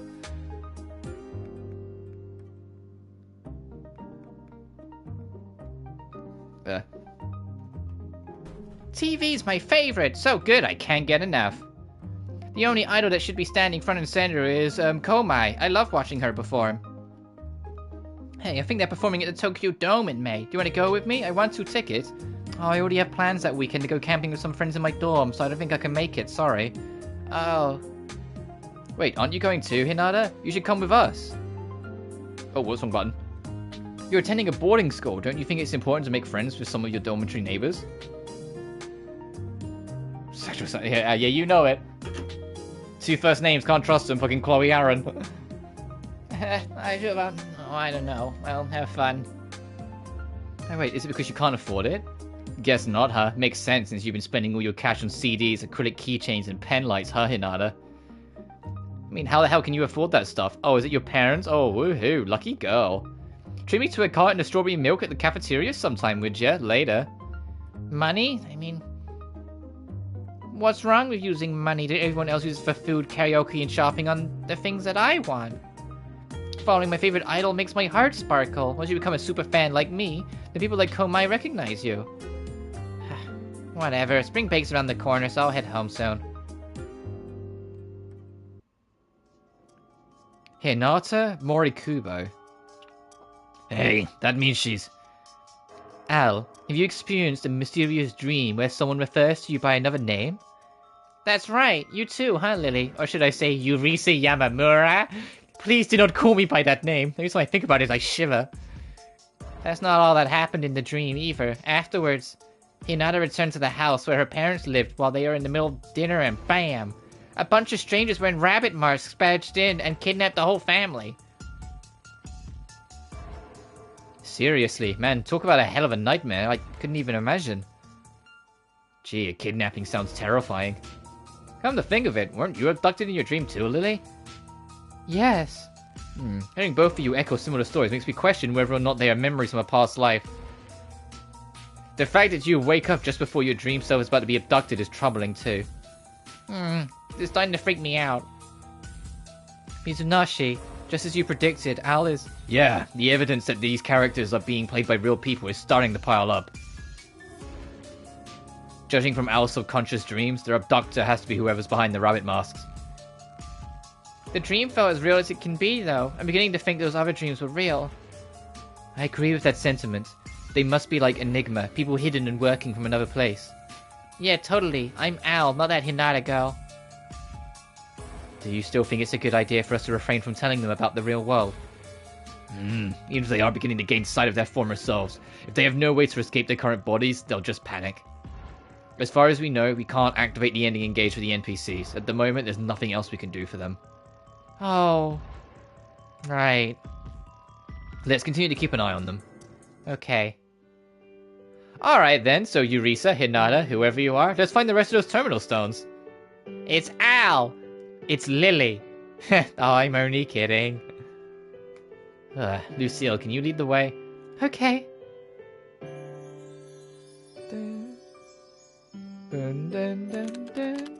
Meanwhile, Yurisa Yamamura, and now we have Hinata Morikubo. Just as I thought, both of these girls were registered as missing. Our suspicions have all been but confirmed. The Alice Engine's so-called revolutionary AI has been powered by actual human hosts. Even if the case were untrue for all the other characters, 2 separate cases involving abductions with smoke in the distance. Just like you say, maybe Aggle really do have their hands dirty with crime behind closed doors. We're talking about one of the world's biggest companies, so what would compel them to operate this way? I got mentioned. Oh, well, their links to Aphesis suggest them being one of the world's biggest companies, all part of the plan. Bladen Doug too, yeah. I get that. They dominate the mobile device market. That means the operating system is in the hands of millions of people worldwide, which leads to... That more for me was more that I just really liked Dirk 2's tracks. I really liked Dirk 2's soundtrack as a whole. Like, in different ways. I love this soundtrack, but I love Dirk 2's differently. But I just wish they leaned on its own soundtrack more. But I get that's always a thing with Compile Heart, that they kind of reuse tracks from previous games in the next one. World domination. Domination through terrorism? Yeah. I'm trying to figure out my voice for Lydia, by the way. Like, I'm changing it a little bit, because I'm still convinced she'll be the protagonist of Death End 3, and I don't want to talk like Al for like a whole fucking game. You know, if that ends up being true. Also, we don't know.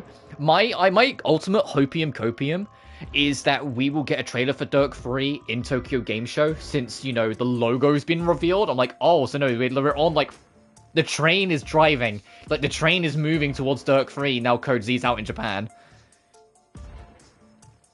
Overuse. Yeah, I get what you mean.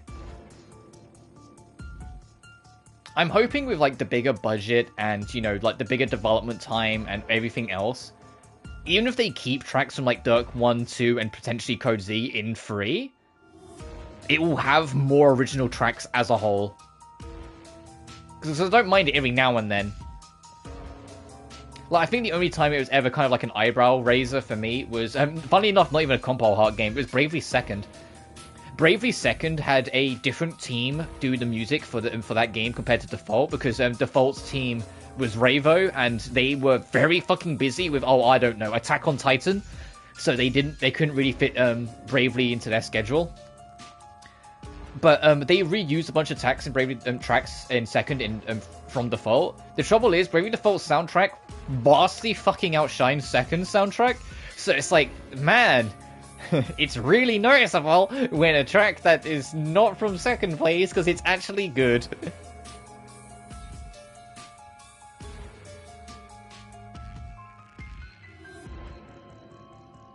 Okay. Let's go. Time to infiltrate. You still got the ID card that gives us access to the rear entrance, right? Yup, we're just gonna open the door, act cool, pretend we're employees, and they'll let us slide on through.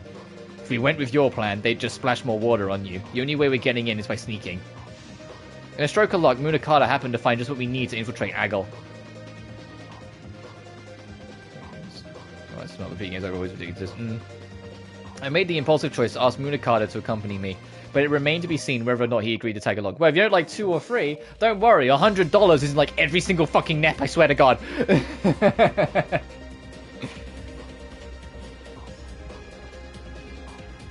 I've gone from finding it's a kind of kooky fun track to fucking hating it. Because God, how's manipulation go? We don't know, and we won't know until 3. We don't know if he got involved or whether it was Ernest at some point. Don't remind me, please. Yeah. The impulsive choice asked Munakata to accompany me, but it remained to be seen whether or not he'd agree to tag along. When push came to shove, Munakata dropped some excuse on me, so I gave up convincing him. But, you think we could go tomorrow night? Tomorrow's a bit soon. I'm not in the right headspace yet. What? If it's a problem, I can just go alone. No, there's no room for failure. We should spend the day making sure we're 100% prepared. I've got the transmitter, a sonar device, and tranquilizer spray. I've acquired security blueprints for Aggle, giving us eyes on the location of every security camera on every floor in Aggle's offices. Never mind. Oh, no. In other words, don't worry, our CEO is able to hack into every one of those cameras and replace their feed with dummy footage. Wow! What a genius! The footage will instead be redirected to display on the CEO's computer, meaning we can see wherever you go. We can aid you as you progress through the building. It is important that you investigate their Neuralware development department. Neuralware? Housed inside of their laboratories is the supercomputer that powers the Alice engine. That is our mission's primary target. I see. Sounds like we've got a task on our hands. This does not need to be said, but this mission is highly illegal. I apologize for asking you to risk yourself like this. Don't worry, I'm already on the most wanted list. This is just payback for framing us. Arata. Oh, and Munakata, are you sure you want to get involved? Legally speaking, you have no affiliation to us. Don't you participate, you will be implicated in our case. Leave it to me! I mean, we're all in this together. I figure I'm the most qualified guy to infiltrate Aggle, then I'm a 4 employee. You also have a massive fucking crush on Rin, and that's the real reason you're doing this? Besides, I'm a gentleman after all. Can't let a lady like yourself down. Okay. It just means like, okay, what the fuck does that have to do with this? But sure, whatever, man. Sheesh. You don't laugh. Well, I'm gonna take a snooze in the break room so I can charge my chakra. Good night, see ya.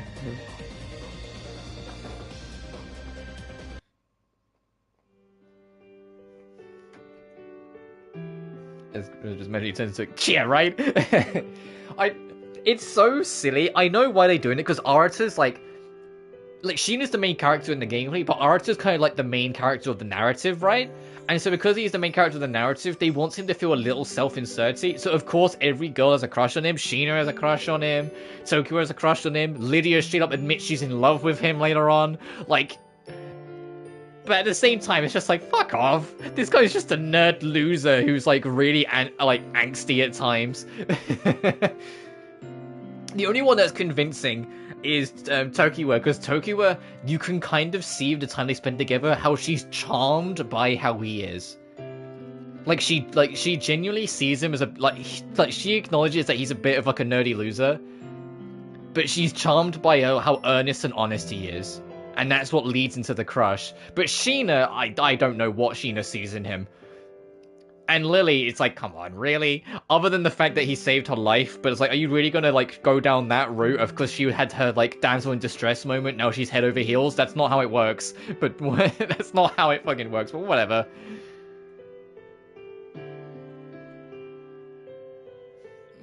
Yeah.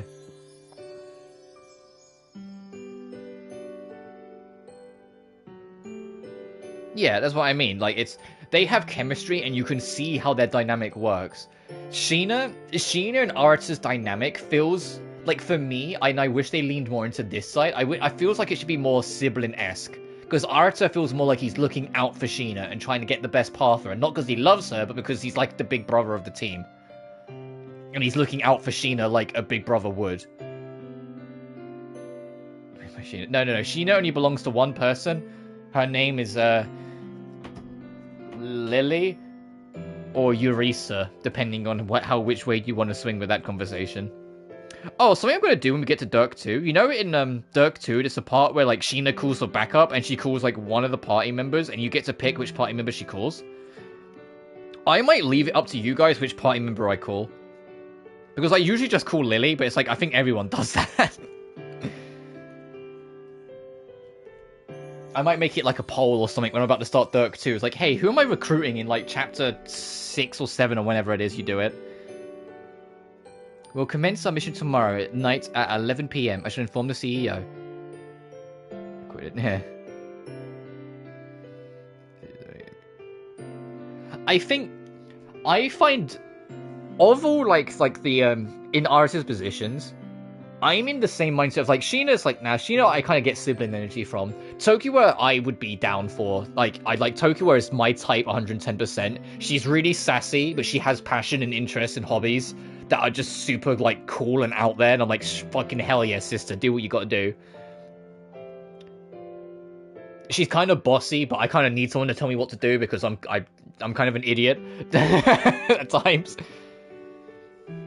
But Lydia would be my banter buddy. Lydia is peak banter buddy. She's the sort of person that you could take the piss out of and she will give it right back. She's a little bit of a goofball, but I get that energy out of it. I mean, Tokiwa too, but Tokiwa, like, it could be like cheeky wink wink, but Lydia, you could outright be like, you little shit. She'd be like, you big shit. Like, you know, you could throw it at her and she'd throw it right back. I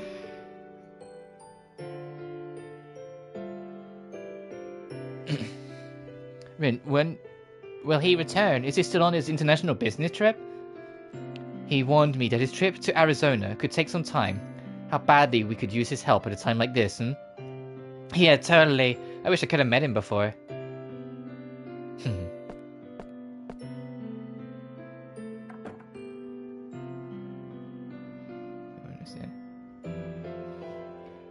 Nah, if my interests in like the characters I gravitate towards in my streams, but anything to go by, I like confidence. I like confidence. I like sassiness. I like strength. Like they're my type, so to speak. Even though I don't really have a type, my type is just anyone who's nice to me, really. But you know what I mean. People that are in control are just way more attractive to me than people who are kind of scrambly. And I say that as someone who is kind of scrambly, so it's like, oh shit, maybe I should like get better about that first.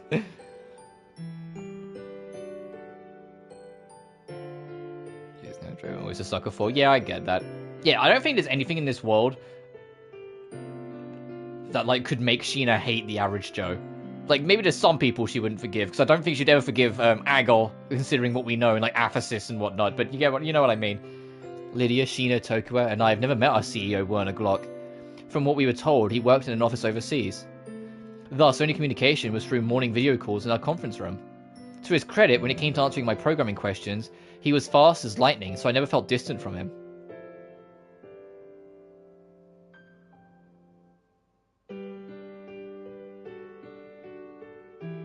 Oh, I know. Without meaning to sound like a slut, I've been around the neighborhood enough to know there's different kinds of confidence. Hey, Arta, you got bags under your eyes. Oh, really? Makes sense, since you're almost always up all night. Before you collapse, why don't you take a nap in the break room? I'll watch over Sheena tonight. You're right, thanks. No need to thank me. I'm worried about Sheena too, you know. Right. Arta, Sumi brought me a Blu-ray of Iron Boat, Muginare. Want to binge watch it with me, starting with episode 1? Arta's busy. You should get some sleep too. What? Hey!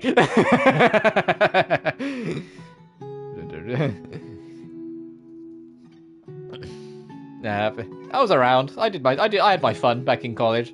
I had to listen to Tokuwa and I dragged my feet to the break room to lie down.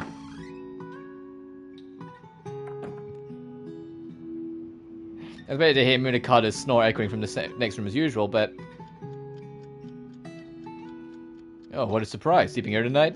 Oh, yeah, thanks. Use that sleeping bag over there. It's new. Thanks. Yeah, nice correction, huh? Huh? Is it raining outside?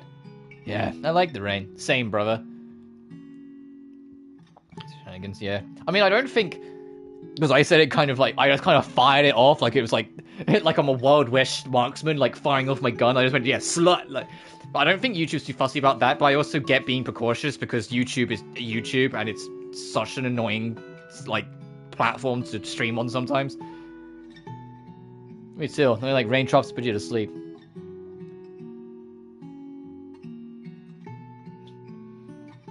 Alright, you said that there's a bunch of people who've gone missing, right? Yeah. You see, my sister, she went missing about 6 months ago. What? Well, as far as my sister goes, she ran away from home, so it's different from the Aphesis conspiracy or whatever, but... Losing a family member really sucks, man. It'd be nice if we could bring everyone else safely back home. Right. And the thing the Aphesis people are after, the Iris, was it? That's why they tried to abduct you, right? Yeah. So if those guys and Agil are already working together, then you shouldn't go through with this tomorrow. What? I'll infiltrate the office on my own. I do believe him about his sister, by the way. Like, if for those who aren't aware, Munakata, for reasons we'll get to more in Dirk 2, Munakata can't really be trusted on his word on a lot of things. Because there's a lot of things going on in the background that he's in control of. But I do believe him when he talks about his sister going missing. And I am super curious if that will ever get chased up properly. And, like, whether we will find that sister or whatever. Oh, I've never had a community guideline strike. I just get some of my videos get age restricted. A lot of my earlier Danganronpas, because I dropped a C-bomb a lot because I wasn't aware they would do that, got age restricted. I've only ever had one copyright strike, and that was fucking Persona 5, because that was back when Atlas was super vicious about it. It wasn't even Persona 5. I just had Persona 5 in, like, music in the background of a video, and they completely struck it down. Like, I had a full copyright strike and everything. They were vicious. That was back in, like, 2018. Which is what also put me off ever doing anything Persona-rated on YouTube. I know Atlas are infinitely better now. They're a lot more accepting, and, like, people don't get struck for stuff anymore. But back in, like, 2017, 2018, they were vicious. It was really difficult to get anything Atlas on YouTube, because they just treated it like you were stealing their shit for some reason. Sort of like how Nintendo were back in the early 2010s, where, like, they just treated it like it was theft, so they copyright the shit out of you. I'm ready off on my own. But I don't think... Listen to me. Contrary to how I look, I'm a huge fan of Tom Cruise spy movies. Have you ever seen him? Surely you've heard of the Mission Successful franchise. I don't know why they didn't just call it Mission Improbable. Because that sounds closer for like their parody name. Oh yeah, I mentioned it before, and because they haven't chased it up at all, it kind of like, to me, rings true that it was just bogus. I had a copyright claim for music in Sly Cooper, the first stream. I mentioned it like the day or so afterwards, but yeah, that never got chased up. I chased it up, and they never got back to me. So the copyright company was absolutely fraudulent, as far as I'm concerned. I mean, it was blatantly obvious anyway. A track that came out last month, out of the blue, that has 2 views. Oh yes, because that's definitely like Sly. Like they definitely Sly Cooper definitely stole from them. You know, this 2002 video game. Definitely not the other way around.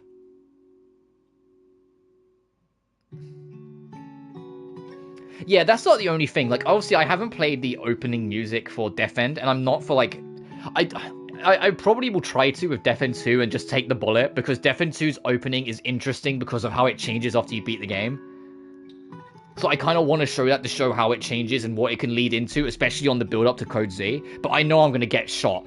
I know YouTube is going to load the gun immediately as soon as that starts playing, and as soon as the first word of the lyrics start. But I will deal with that when I deal with that.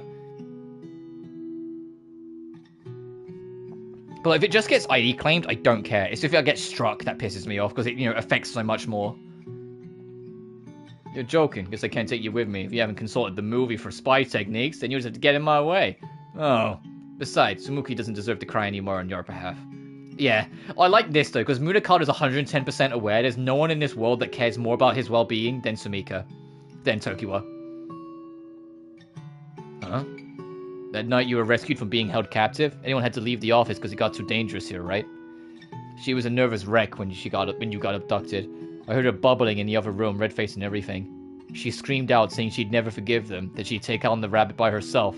You should have heard her screaming, Arda! A man doesn't ever make a woman cry. Tomorrow, I want you with Rin giving me orders. I want you to tell me how fly I look when I'm sneaking around. Good night. And this is another reason why I mean, like, fuck Arthur x Sheena. That ship sucks. Let Sheena be gay with, like, Lily or some shit. I don't care. Arthur and Tokiwa genuinely have chemistry and it makes fucking sense. I really hope, in, like, the years that have gone by between Dirk 2 and now Code Z 3, that they've realized that and they lean into it. And he does love him. Yeah. No, they don't need a freeway. They don't. Genuinely, I don't want Sheena with Arata at all. I don't see that dynamic at all. Arata, Tokiwa, leave it like that. Sheena, let Sheena be with people who actually, like, love her. Goes good to meet, yeah. Good night. And we don't really know, like, people are so quick to say, oh, they're canonically straight about a character that never once talks about their relational sexuality. They just can't accept the characters might be gay. Sheena's, like, never outwardly said she's straight. She could easily be bi. No idea. The Tokiwa crack. Because obviously we know that she has a crush on Arata, but it doesn't mean she's just straight. No idea that Tokiwa cried. So 1 second, I'm going to put my phone on charge because I use it for chat and it's getting low on battery.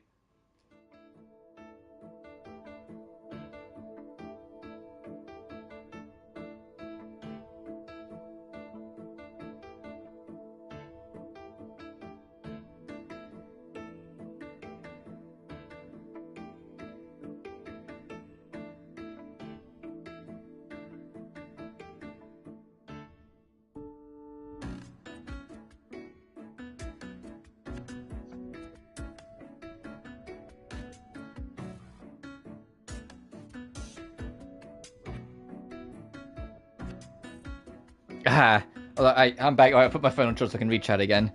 Hello, Gambora. He was listening to... Yeah, that happens a lot. People listen to, the old Persona tracks I uploaded that somehow didn't get copyright struck. And end up showing up in my streams. Welcome, though. Hope you're doing well.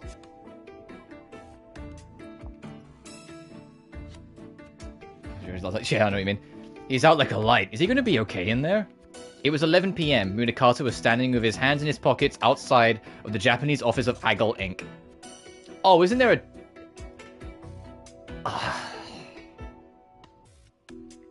I just remembered there's a death end coming up, but because this is still the cutscene following up a boss fight, you can't save, so I gotta try and actually just avoid it if I can help it.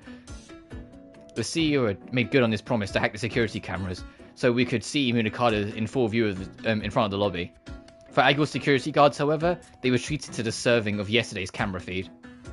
Heat sensors, heart rate monitor, pen light type CCD cameras, transmitter mic, jammer.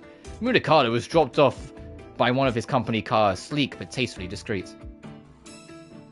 Should we prove it? They don't need to prove it, we can just enjoy it maybe. That's it, 99% of quote-unquote proven straight characters aren't proven fucking at all. People just don't want to, like, accept they're gay. Or could be gay, or could be bi, or could be anything. But the character never explicitly said, like, the male character didn't specifically say, I like women, or the woman didn't specifically say, I like men. It's okay, you know? Like, if they don't explicitly say it, it's open season for shippers as far as I'm concerned. I just want Sheena to get with Lily. That's my thing. I just want Sheena to get with Lily. I feel like those two are cool. Seeing him decked out in Leia as a spy gear made him look like some kind of action figure. Ha! Don't laugh. That's the second time she's done that.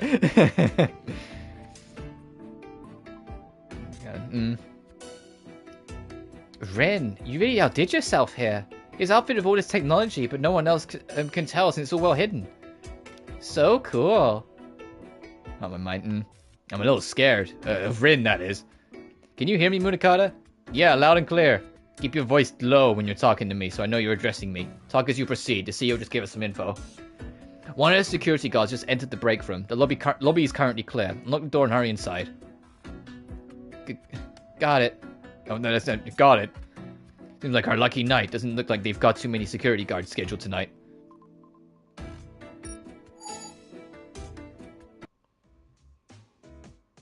Reverse ship rights. Fucking... I have no idea. Because the only person that's like super into it all the time is Munakata, but Munakata can't be trusted, so I don't really know about that one. The forum map says the research laboratory is located on the 20th through 25th floors. Of course, though, they probably wouldn't list what floor to keep their top secret evil tech on. Just as I thought, it looks like they did some shuffling with where the department's located after I stopped working here. It's impossible to tell which laboratory is supposed to be testing based on the footage alone. The walls are blank too, creepy. This company protects its IPs at any cost, because they've got no choice but to visit each one. Can't make noise, so I'll take the stairs. Yeah, I know it's a lot of walking, so thank you. We've bugged the cameras in both the stairwells and the elevator, so don't worry. Leave it to me. And crack ship or no. Doing the altitude, yeah. Oh, God, made it to the 20th floor. Nice work. Once you make it inside your ID card, when you take a breather. No need. My legs and hips are made of steel, thanks to all those sale calls I've had. Hey, Arda, by the way, do you happen to, catch how Rin reacted yesterday? Think I got a shot? Huh? You know, the whole not wanting to let a lady down bit. Oh, I wouldn't put my money on it. What's the matter? Come to think of it, when I worked for Aguil's sales department, I went to Enigma on a sales call, and it was love at first sight with Ren. What? Munakata? To think that she might have finally gotten my hint. If a woman thinks a man's not cool, then it's over. Am I right or am I right, Arda? Sure, and Rin is on the line too, by the way. Actually, we're all on the line.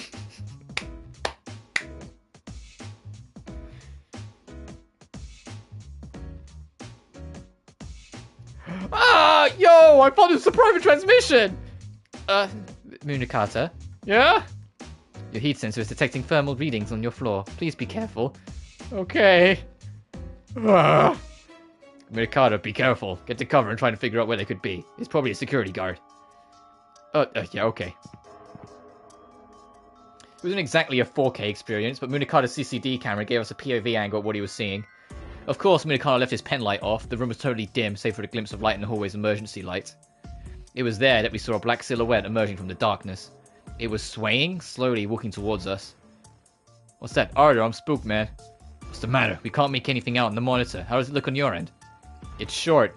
A short silhouette, but its feet looks too small to be an adult's. What? You're shitting me, right? It's a girl walking towards me. A girl?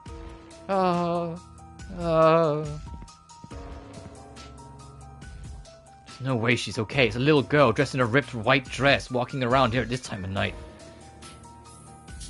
Gee, I wonder which one's the death end. Please use caution. She might not be human. I would go for the death end, but we'd have to do the owl boss fight again, which is the only reason why, like, for the sake of the live stream. But it's another one where I think it's just a few lines. She might not be human. Her shoe. She's wearing adult shoes, man. This is weird. I'm gonna go check up on her. Munakata! I can't just leave her, man. We knew her to abducted. Yeah, well, there's more mysteries for later. I am so ready for Death End 3 to just drop bombshell after bombshell about everything that's actually been going on in the background of Dirk 1 and 2. Because there's so much that we kind of know about, or have an idea about, but we don't have anything concrete on. And it'd be nice to get some answers. Which is why I just want to see one teaser. Literally, I just want to see the first teaser of Death End 3, hopefully at Tokyo Game Show. Because I want to see who the main character is. If the main character, see if we're right and it's actually Lydia, or if it's going to be someone else. Or if it's like a previous protagonist, they could go back to Mai or Sheena. If they go back to Sheena, that would also be kind of interesting. Because it's someone who's like, you know, a relatively old hand at this now. After Dirk 1 and 2. But I don't think that's the direction they'll go. I think it's going to be Lydia. I just hope they give her a more interesting attire, because the whole, like, Heaven Pen shit attire that she has, just, you know, the white suit is kind of boring. Especially after Mai with the big baggy red coat that, like, every time I see it, I'm like, man, I wish I had that coat. Hey, you, what's the matter? Where'd you come from? Munakata came up from his hiding into the hallway, and suddenly we had a clear picture of his POV. There was a girl, but her face was obscured. Help! Her eyes were bloodshot, glaring back at us with fear. She lifted her head, Munakata's camera zoomed, stretching her face over our monitor.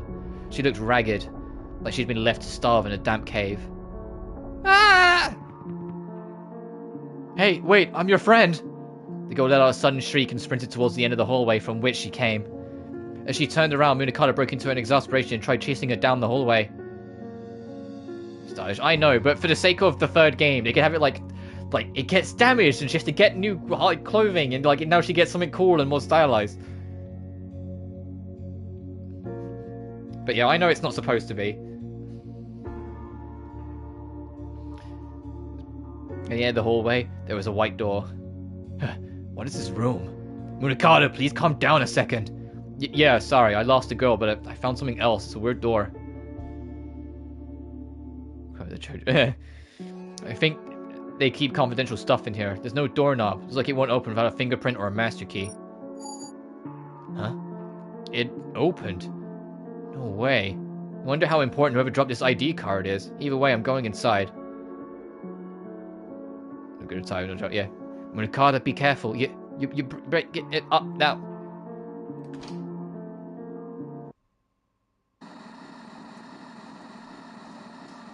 What? What's going on? We've been hit by a jammer. Oh, this is no good. They might have picked up on our signal. What? Natsa! Munakata? Munakata, can you hear me? Munakata?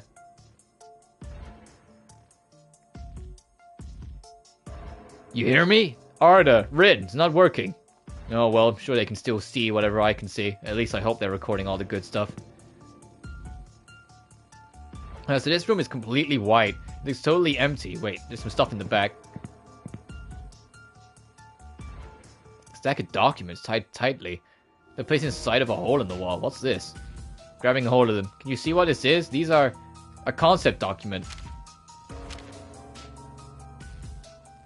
The Ludens project. What the hell? The light shut off. I can't see. Wait, no. There's a black light. More fuel for the Munakata collaborating with Aggle. Yeah, just as he gets into the important room, it cuts off. What? Whoa! Wow! Are these equations written in luminescent ink all over the wall? Whoa, what is this? Ha ha! Hope you found what you were looking for. Was it the Ludens project? What a terrible spy. So did you have a good time? How was it? You got the access key and there weren't many guards. You have fun playing spy? What, was it a trap? Exactly, it was a trap. What, did you read his mind? You said that in his mind. So easy tricking both you and Enigma, I mean. Well, what are you trying to pull? Don't speak to me like we're equals. You've seen for yourself what happens to spies when they're captured in movies, haven't you? Torture, we're going to inflict pain, the likes of which you cannot fathom. You loser, there won't be anything left for you. Arda right, Rin!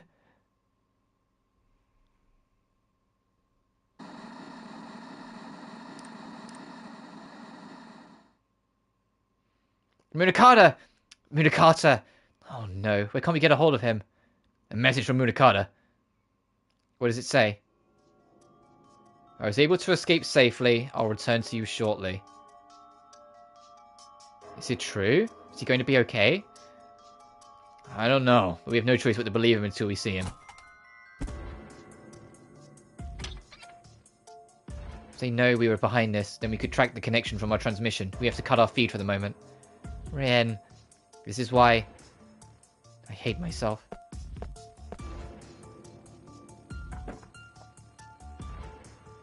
Because Rin doesn't like endangering people. 4 days after we disconnected from Munakata, we received an email from him. Haggle is after me and it's gotten too risky. I've decided to move back home. We haven't heard from him since. It'd be great to have some other confirmation that he was safe, but what choice did we have besides believing this email? In the last moments of our transmission, static waves muffled most of his words, except for one phrase. The Ludens Project. I was sure that Munakata had reached the core of the Alice Engine's laboratory. Was Sheena and the rest of the girls in there? Who was the mysterious girl he encountered? Just what was going on inside of Aggle? No matter how many times I pestered Munakata with emails, he never bothered to respond. We had no choice but to move on with our investigation without him. Munakata, wherever you are, I hope you're safe, damn it. You're the one who told me you couldn't let Rin down.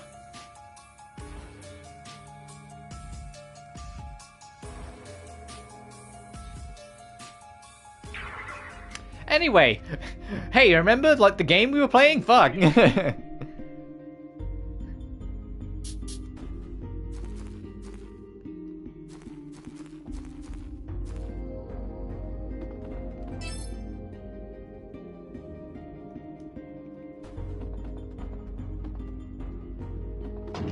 What's this? Where are we aiming for? Okay, down there.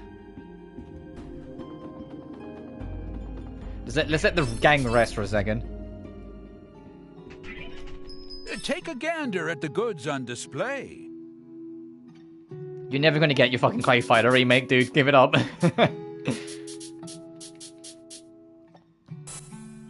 You know this.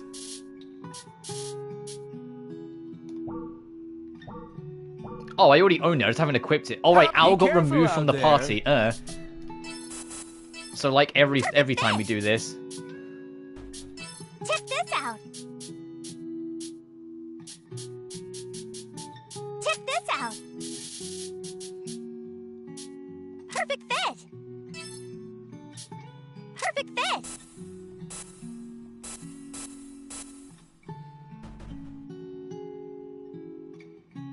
Dragoon. I mean, that isn't either. I mean, Legend Dragoon is more likely, but it wouldn't be a remake. It'd probably just get remastered. Sort of like what Legacy of Kain's getting now, where look, it's a complete graphical overhaul, but it's the same game.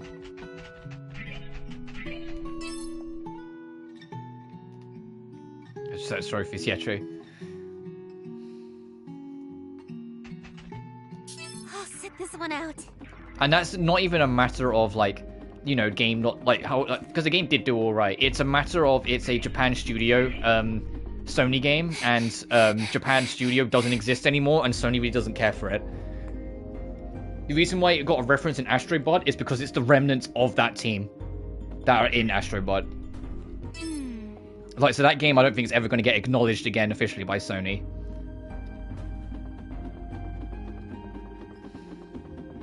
So that's why I don't think a remake's ever going to happen.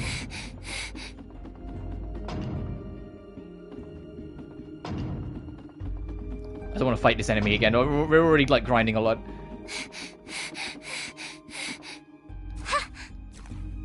Oh, actually, whilst I'm here... Yeah, I was gonna say, is Al actually back in the squad? No, she isn't. Now she is. I really love it. Yeah. It's a shame I couldn't get into it. I wanted to. I really wanted to get into it, but it just wasn't. It wasn't clicking for me, unfortunately. One of those things.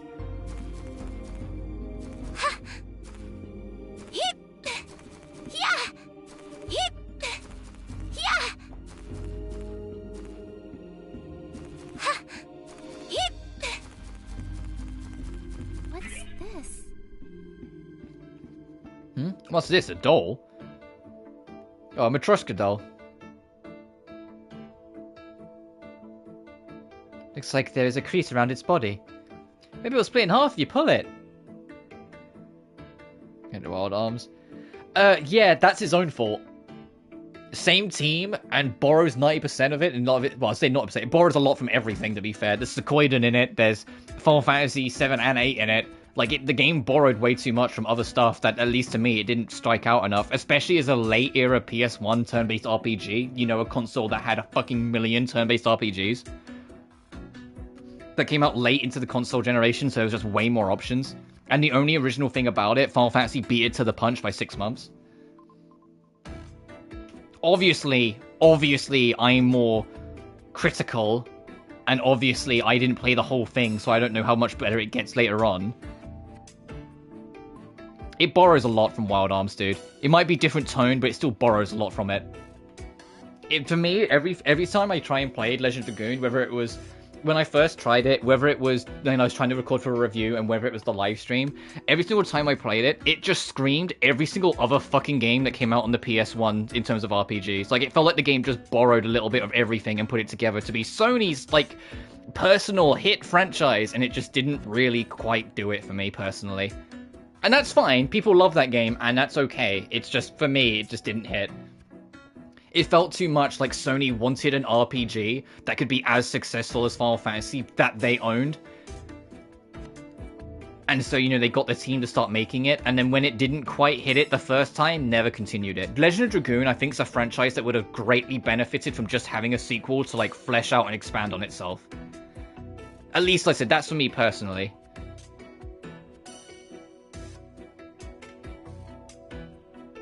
Story is ridiculous. Well, it can be as different as it likes. When it's deliberately noticeably borrowing from it, however, it doesn't matter what the difference of the genre is. It's still borrowing. And I can get away with saying that because, oh wait, it's the same team. The Wild Arms team is the Legend of Dragoon team. It's literally the same fucking team. So of course they're going to borrow from their previous game because it's taking what worked from the old ones and putting it in a new one. They just borrowed too much. Suffering for it. Well, it wasn't a matter of suffering, it was just boring to me, to be blunt, because every time I play it, it reminds me of all the other games that it's borrowing from, and it made me want to play them instead. And if your game makes me want to play a different game instead, and it's not, like, you know, deliberate, oof. And I say that because, you know, obviously Astrobot's whole thing is that they want you to remember all these old franchises, so the whole point of Astrobot is to make you want to play those other franchises. But that's what I mean. Legend of Dragoon clearly wants you to play it and enjoy it for what it is. But every time I try and play it, it just reminds me of all the things it's borrowing from. And then the only thing that genuinely stood out that could have been really original for it, the whole, like, you know, having basically a quick time event system built into the turn-based combat that get extra damage and bonus hits and whatnot, is cool, but it was beaten to the punch by Final Fantasy VIII, that has the exact same system. And what didn't help for me is that Final Fantasy VIII's version of the system is a glimmer more generous. It's not as tight to get the timing down in Final Fantasy VIII as it felt in Dragoon. And because it was more generous, I found it more enjoyable in 8 as a result. Because in 8, it felt like I hit it more consistently, so it's like, hell yeah, like, I've got this nailed. Like, it wasn't easy, but they gave you more, if that makes sense. Like, it's hard to put it. Like, it wasn't easy. You could still fuck it up pretty easily, but it felt like I hit it way more consistently than I did in that hour I played Legend of Dragoon, even after practicing. Oh, I mean, yeah, Legend of Dragoon doing over 1 million units is fantastic, and it's another reason why I wish it continued. I think the biggest thing Dragoon needed was to be able to actually grow. And it being on its own stops it from ever being able to truly grow. Whether it was like a different, if they went down the Final Fantasy approach and it was a different protagonist following a different story, or whether it was a direct sequel and they just made a new adventure for Dart or whatever, or a prequel or whatever, I just feel like that needed to become more expanded upon. Instead of just being a standalone game, it needed to become a series of some extension so it could grow and adapt, learn different things, grow more. Because I feel like it's one of those things where, like, if it got a sequel, the sequel probably would have been fan-fucking-tastic universally.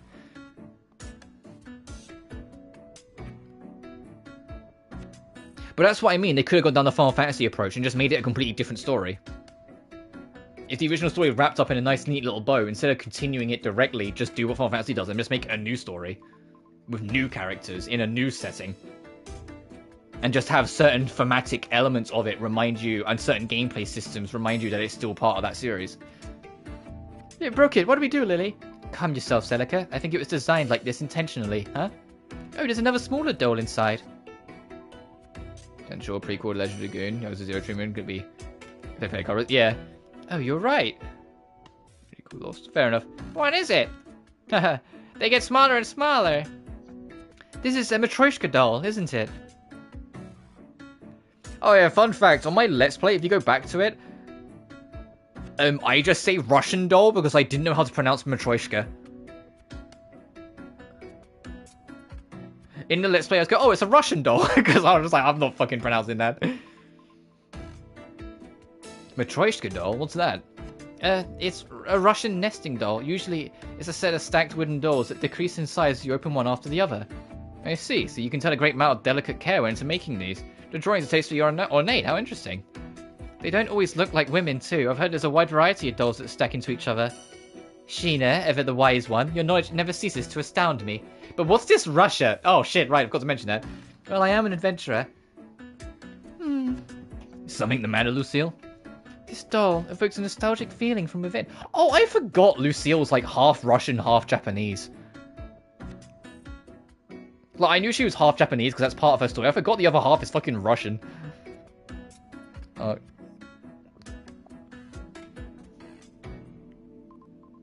Those papers it seemed of LOD.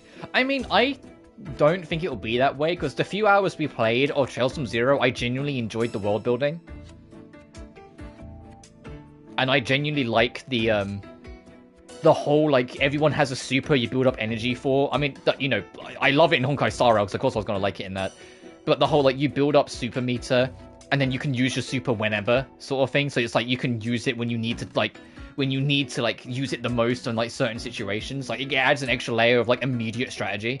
It reminds me of, like, the Bravely Second system in the Bravely Default games. But that game worked differently. It wasn't, like, just for supers. It was, you had points that you could build up, and you would use a point to completely freeze frame the game to take an action during the freeze frame. And it was just any action. So, like, it could be, not necessarily super, it could be like, oh, fuck, everyone's about to die, I'm about the game over. Quickly, Bravely Second. Hey, heal us now so you survive the next hit. That sort of idea. Super intricate. Yeah, I'll get to that when I get to that.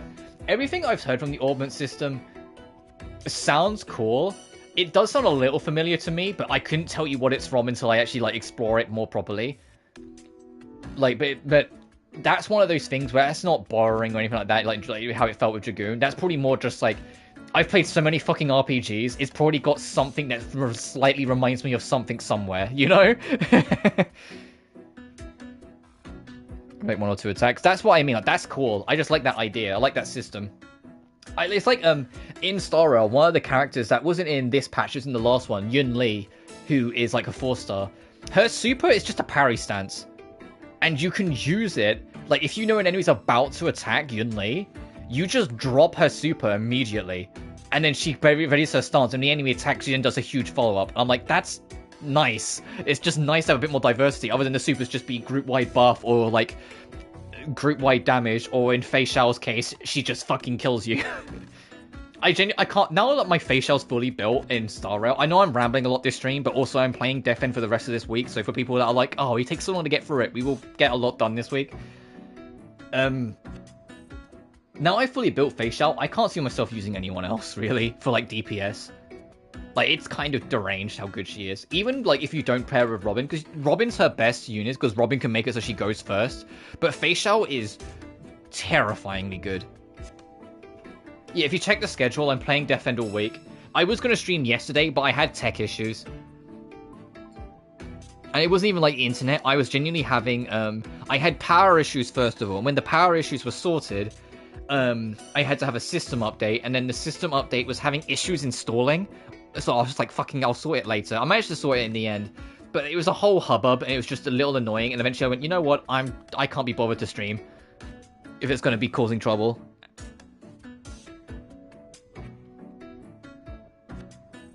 Also, it's all sorted now, thankfully. It was just being annoying. I think the system update not installing properly was because the power issues were affecting the internet, and so it couldn't fully install it. Like the power issues that I was having in my neighborhood. But either way, it was just being a real pain in the ass, and by the time it got to like 10 AM, I was like, I've got work later. I don't want to be stressed out trying to solve this and then go to work. You know? Nostalgia. With the Matryoshka doll? Yes, it could be deja vu though. Matryoshka dolls are one of the Russians' most mechanizable exports, so why the hell is it doing the World's Odyssey? I'll go down doing the winter, yeah. Strange though. I said autumn's coming hella fucking quick in the UK. Compared to last year, autumn is just, it's here. It's kind of wild. To give a comparison, in last year, my great uncle, who unfortunately passed away this year, he celebrated his 80th in October, and it was sunny and warm. We went to his party, and I was in sunglasses and like just a white shirt, because it was kind of like smart casual, so I was in like a white shirt and jeans, and that was all I brought. I didn't bring a jacket, I didn't bring a hoodie, because it was warm. It was like 23 Celsius, it was like real warm. This year, genuinely, it felt like it hit September 1st, and all it's done is fucking rain. It's been kind of like chilly now.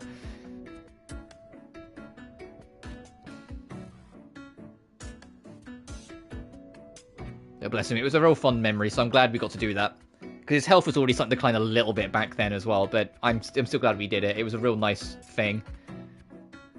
And seeing like the family come down for Australia for that as well was also super nice.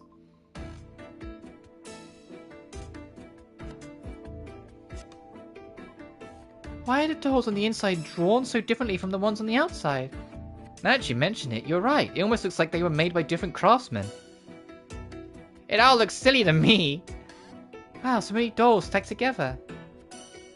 Sheena's usually well informed, but I'm surprised to see how knowledgeable you are too, Lucille. Why do these dolls look so familiar? Why are you asking me? Anyway, why don't we take these with us? It might come in handy. Sure. There's got to be a reality object. Right, I don't remember putting this in the game. Alright, I'll look into it. Leave it to me. Thank you. A Russian nesting doll.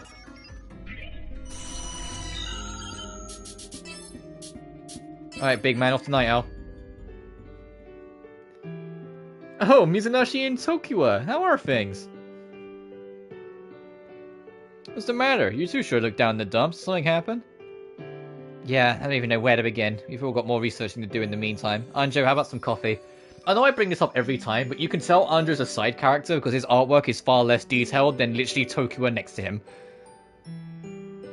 Like, there's more smudge lines in the hair, like, it's not got as many details on it compared to Tokiwa. Like, you know, the jacket's got more marks and lines compared to his. Like, his accessories are, like, very basic and simple, yet she's got these big headphones on, and, like, the necklace, that even though it's so small, has details on it. Like, you can tell who's the side character here, it's kind of funny. Got it, go ahead and take a seat in the back. I know you two want to keep a low profile. Thank you.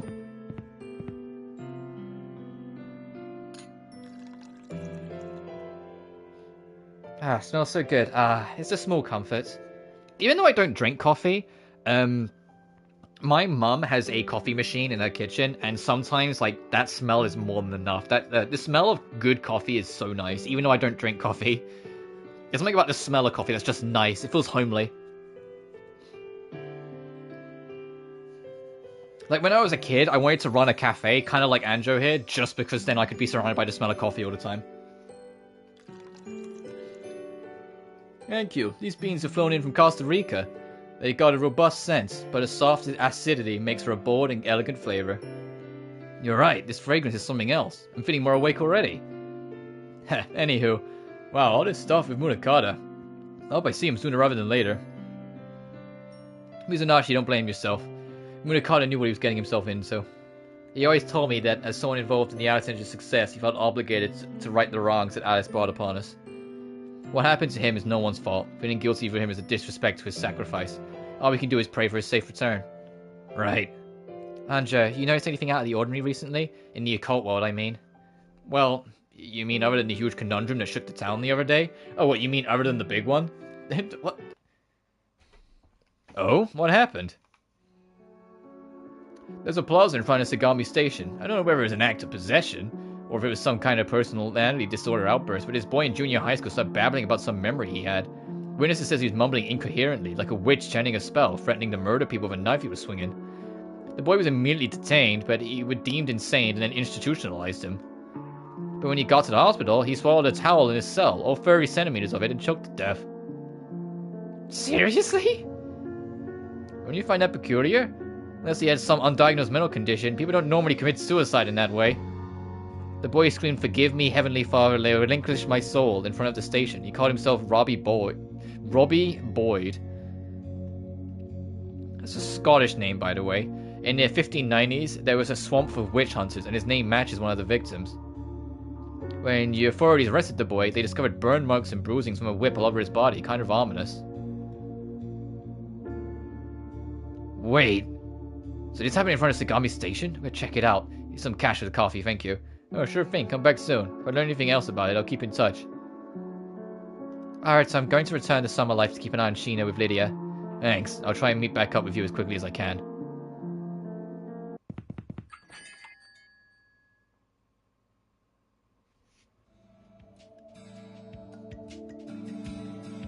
Excuse me, do you have a minute? I want to ask if you knew anything about the incident that occurred the other day.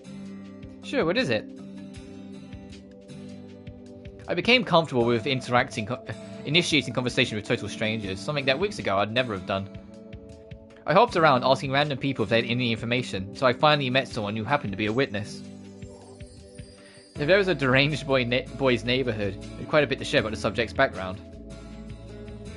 So you might have just heard my cat, like, purring a little there. It's not the one that was hiding in the corner. I don't know where she buggered off to. His name's Ryoma Ishijima. Real nice kid. I think he lived alone with his older sister. We haven't had any trouble with him, so I'm shocked. I see, so you know where he lives then? Could I trouble you to ask where? Sure, his sister Yuki's been holed up in their apartment. I'm real worried about her. Here's the address, not too far from here. Thanks. Can I order a chocolate parfait? Sure, eat as much as you'd like. I'm a poor student, so seeing a salary man like you makes me a little green. But you don't have even look at the price you order when, do you? I'm not sure how that matters. Here, I'll leave the money on the bill on the table later. That's a nice way of interviewing someone. Hey, look, I'll buy you food. Takaikawa Town, Region 13. It's just like the stone's throw away from the Sakaki apartment, as well as a home with the mummy. Given its connection to the victim in a Scottish witch hunt, I figured it'd be safe to assume there could be a true fragment, which meant that the man with the red mask could also not be too far away. I rushed over to the address that had been written over the napkin. If only I had known how badly I'd come to regret it.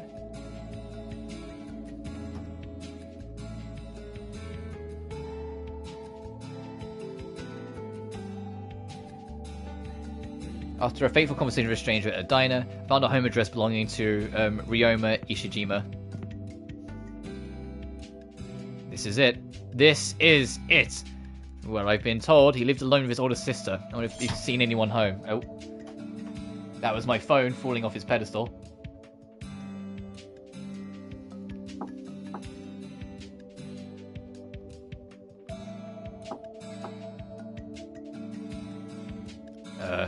Doesn't sound like it. Unlike the house in Sagami, there was no crime scene investigation here. I couldn't just let myself in. I considered standing outside of their home inconspicuously waiting for his sister to arrive. I just hope no one would report me.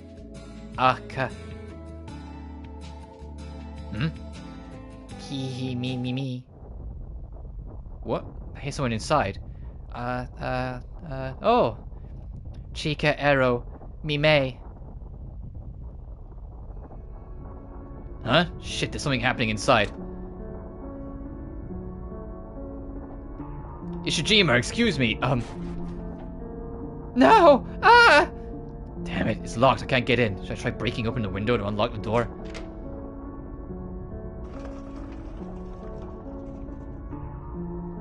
It opened. Hello?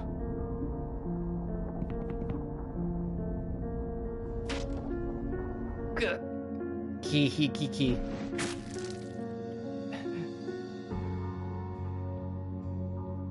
In the center of the room stood a girl, twitching in her school uniform. Her whole body was drenched in blood. There was someone beside her, standing with their arms crossed over a splattering of blood on the floor. It was the masked man, cloaked behind his black hood and his haunting red mask. You're... No way. What the hell are you doing? Lydia!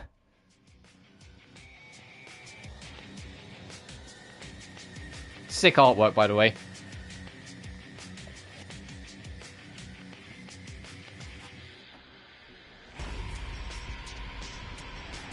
Are you the masked man? You've got to be kidding me. What kind of twisted joke is this? This isn't funny. He was expressionless, glazing at me with a layer of blood stuck on every inch of her face, hands, clothes, and body.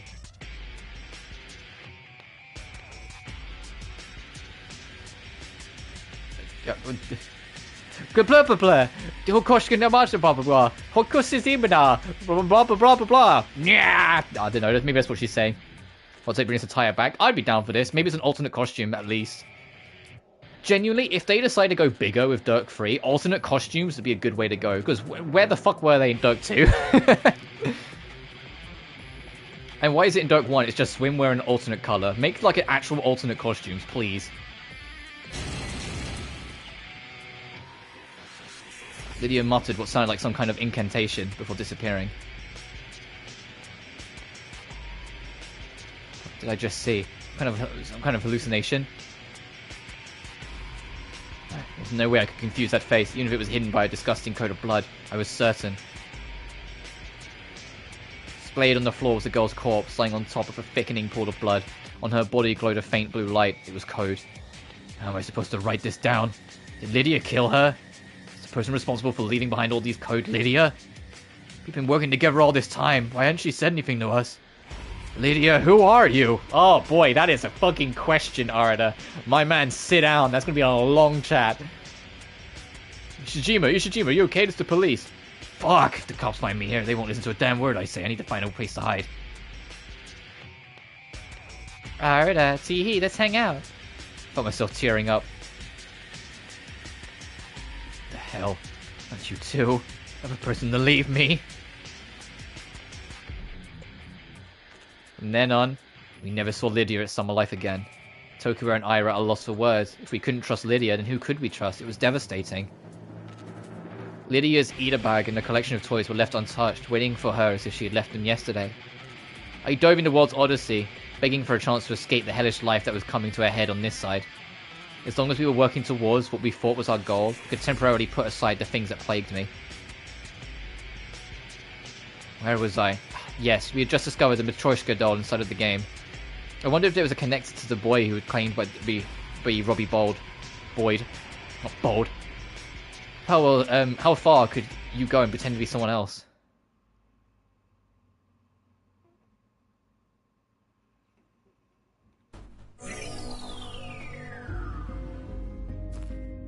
What's this?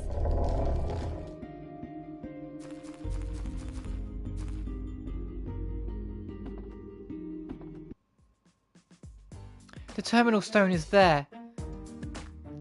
Good job, way to go, Lucille. Hey, nice work. Seriously though, does anyone else notice how strong these martyrs are? There isn't an Atoma Queen here anymore, is there? I wonder what's producing all the bugs in the forest again. Hey, this means we've only got one terminal stone left. It's the one inside the Godot ruin. Let's go get going, shall we? Lucille, do you want to stop by your village? I am conflicted. On one hand, I wish to visit Mitan's grave, but I haven't yet mustered the words. Rapuka, that foul bitch. I'm with her. This isn't over till she gets revenge. Lucille. Hey, Claire, you're still in the background. Claire, let us know when you've made your choice. I can jump you back to the strain area anytime later. Paradigm shift. What's this? thoughts. Yeah, sure. Check this out.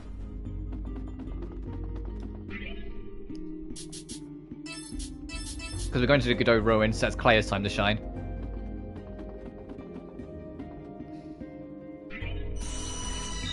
Okay, no.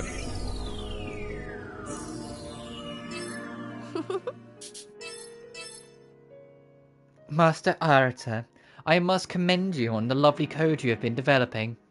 It feels as though I am witnessing data manifesting into will right before my eyes. I'm flattered, but you could just call it with the master stuff.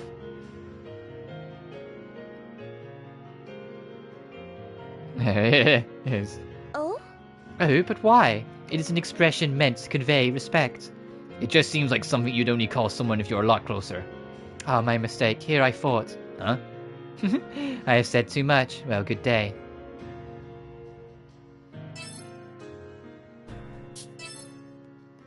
Can you solve my riddle? Depends on the riddle. A wriggling insect. That's all? And what does it make you think of? Okay. I see a tenacious and sturdy bug. Does that suffice? Also, I got my doorbell went. 1 second.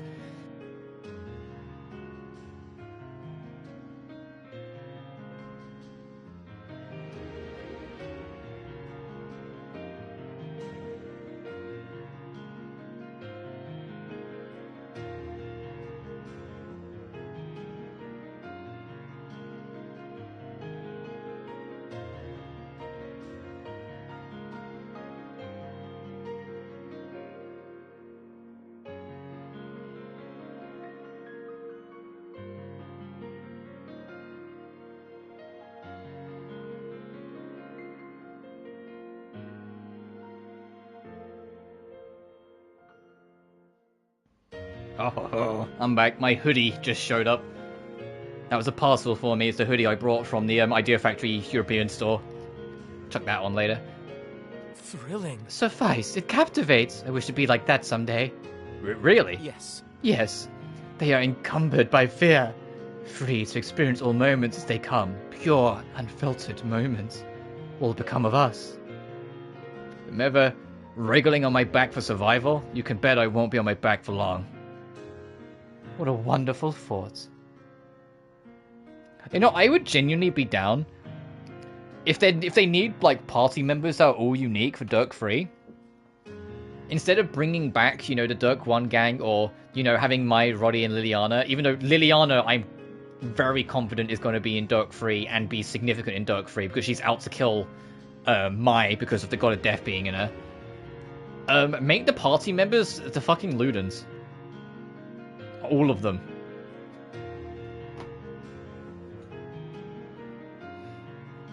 Especially if the Code Z, like, theory is true, that the main character in Code Z is Rapuka.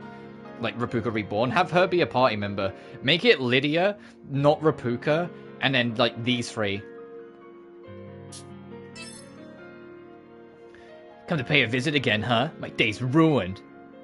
Sorry that the mere humans have come to spoil your party. That's great. Aha, you're still mad about that? How precious. You're not fooling anyone, Nova. I'm not afraid of you. Then who will I play with? And hey, I didn't give you permission to say my name. At least not without Miss before it. Miss Nova? Ah, once more with feeling. Try again. Are you that clueless? Guess so. If I wasn't, then I'd be able to explain why my heart pounds so quickly. Also because I want to see a 3D model of this character. Because I legit love Nova's design. Where it looks like she's like being held back by the like all the what is it? They're not bandages, but you know what I mean, like the straps.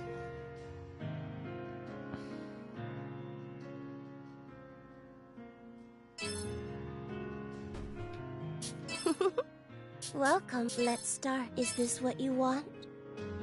Sounds about right. Sounds about right? Welcome. Anyway, Godot Ruins. And not the DLC version. So the DLC versions, I'm going to leave these two till later. My plan is, because we're going to go into the volcano later. Once we're done the volcano, before we go to Odyssea, I will then cover these two, because it'll be a goodish level for it then. I said, Godot Ruins, this one, you can do it after this chapter of Godot Ruins, and you're probably a good level for it, but just for the sake of consistency, I'd rather keep these two like together.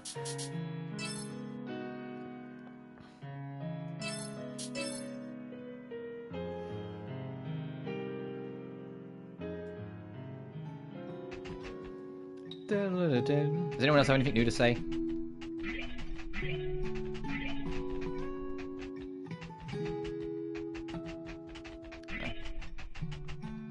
How? Ah, you wanted to browse my wares. Yes, as I say, we're at a point where you start selling new weapons. Is this okay? Thank you.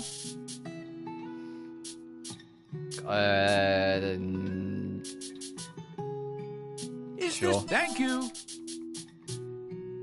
Fucking okay. Thank you. Yeah. Is this okay? Thank you. Fun, evil. No, magic's important. Mid Illusion. Yeah, that is fucking mid. Just put it all on attack and everything else fall by the wayside. Now I'm good, thanks. I'm giving Proto Affinity because Proto Affinity is better balanced. How might I be of service? Were you interested in? Be careful out there. Oh, actually, you call, not right? that I think you do. You know, you're See still good you on quests. around. I'm pretty sure there isn't any more quests between now and the end of the game, but it's still like just checking. I'll sit this one up. Anyway, we need to get back to there.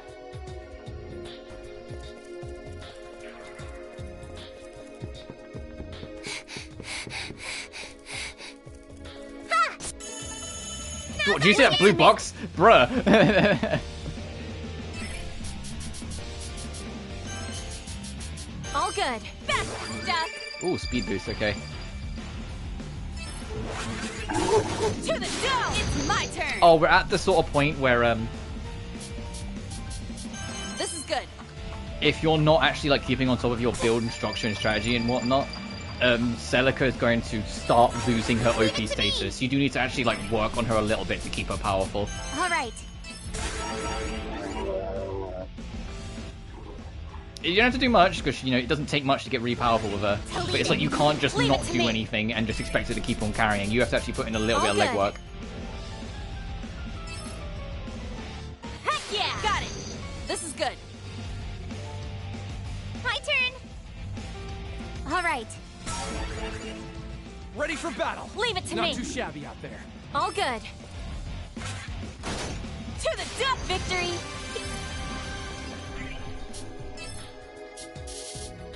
Thank you. Thanks. Ha! Yeah! Ha! I always forget where the hitbox starts with this thing. My Full turn. ambush. All good.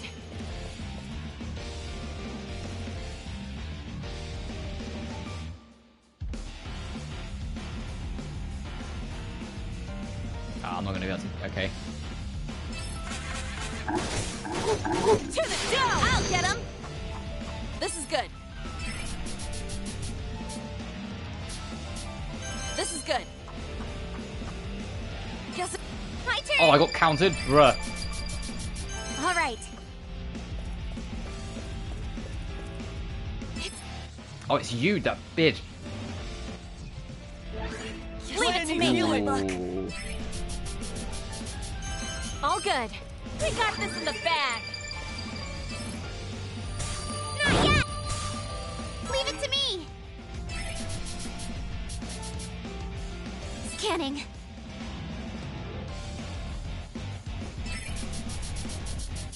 All right.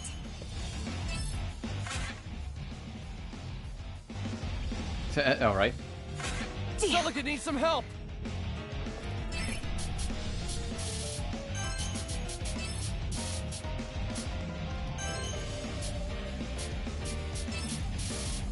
All good. My turn.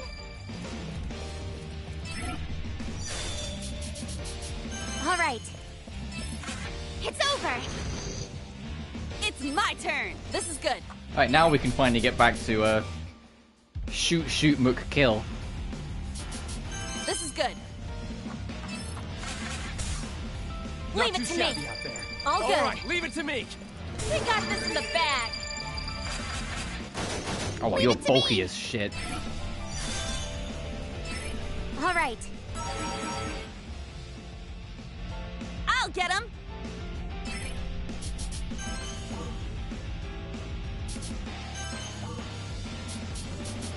This is good. Bring it on. My turn. All good. All good. There we go. That's victory. Oh, have I gotten stronger? That was helpful. Thanks. Thanks.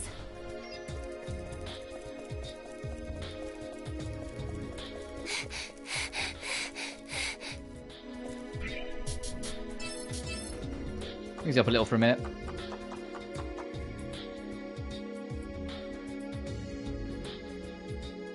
I've got a text, 1 second.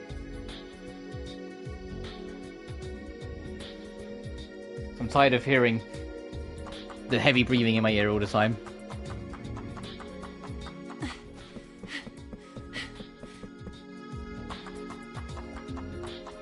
Yeah. Ha! Victory My belongs turn. to the swift. All good.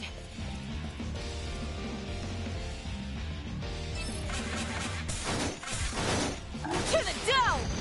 Leave it to me! Scanning.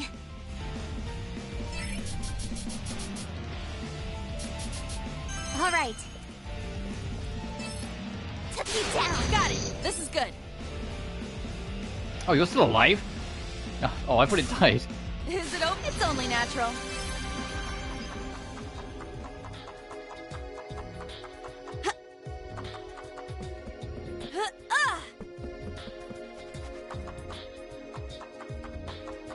Yeah. Attack Leave it to me. I'm starting to believe. I'm starting to believe. She's like, owies, but I'm getting there. All good.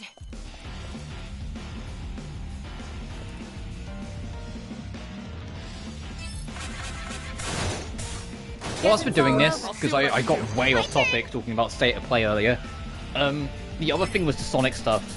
Oh boy, the Sonic stuff that got announced. Firstly, Dark Beginnings, the first episode dropped today. I don't know precisely when, but I can win this. like, I can't wait. It looks really good. The trailer looks amazing. Also, fucking my king, Omega, looking based as always. There's a scene where like he has a Gatling gun that his hand can swap out for a Gatling gun, and to get it to start spinning, instead of just spinning it normally, he's like running at like a huge speed, like grinding along the side of something, and he slams it into the ground because where he's moving so fast, the response of it hitting the ground makes it spin. I'm like, this motherfucker is so based, and it's like, I'm so glad that they're upholding the legacy of Omega being the rawest motherfucker in the room at any given time. Like, they know the objective. He should always be like the guy he should always be the robot that makes you go fucking hell yeah when he's on scene. But Sonic X Shadow Generations continues to look fantastic. The story trailer dropped a huge fucking bombshell that the time manipulation is going to make Shadow see Maria again. And I'm like, oh god, okay. You're just going to torture the poor man. Because that's part of like the whole story arc, is that, you know, he never really recovered from Maria's death, and you're going to make him see Maria again because of the time bullshit.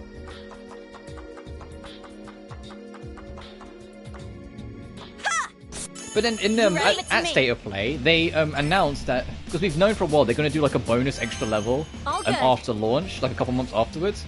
It's going to be based on the movie. We're getting a level based on the Sonic 3 movie, and it's going to be... And the crazy thing is that for that level, Shadow's voiced by Keanu Reeves, like in the film. I was like, wait, they got Keanu Reeves to voice in the game too? Bruh! Alright. How much confidence do they have in this fucking game? That's a lot of money to spend.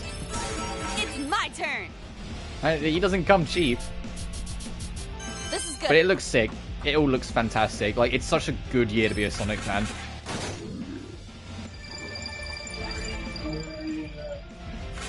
Not Is too it shabby over? out there. Let's go.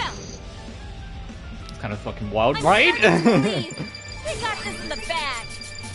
I was like, yeah, we're doing a special DLC level where it's based on the film, and for this level alone, Shadow's voiced by Keanu Reeves. What Got the it. fuck?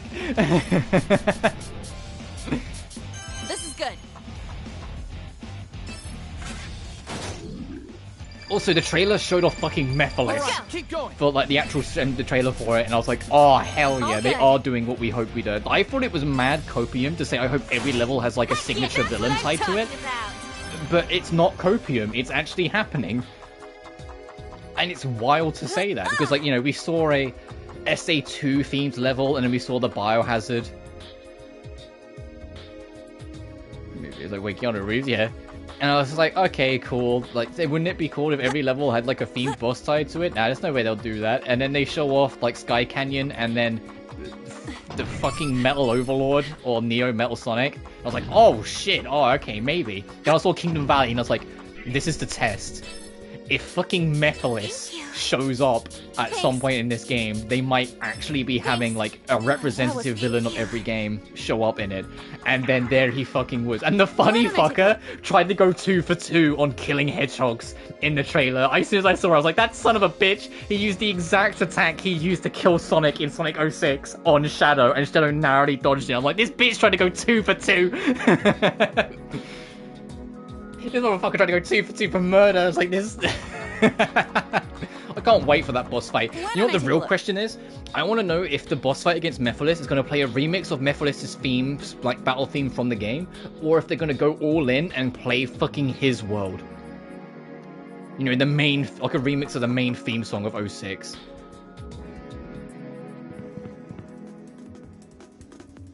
Mizunaishi, I've been thinking about Sonic. Have you noticed that each of the girls in our party seem to lack a specific emotion? But if they're also doing that, hey, there's a Sonic Forces level, so there's a good chance we're going to fight Infinite as well. And we're going to hear a remix, or heck, since it never actually played in the game of fucking piece of shit Forces, just play Infinite's fucking song. Yeah, I know it's like a cringy edgelord song, but I don't care, it's a good song.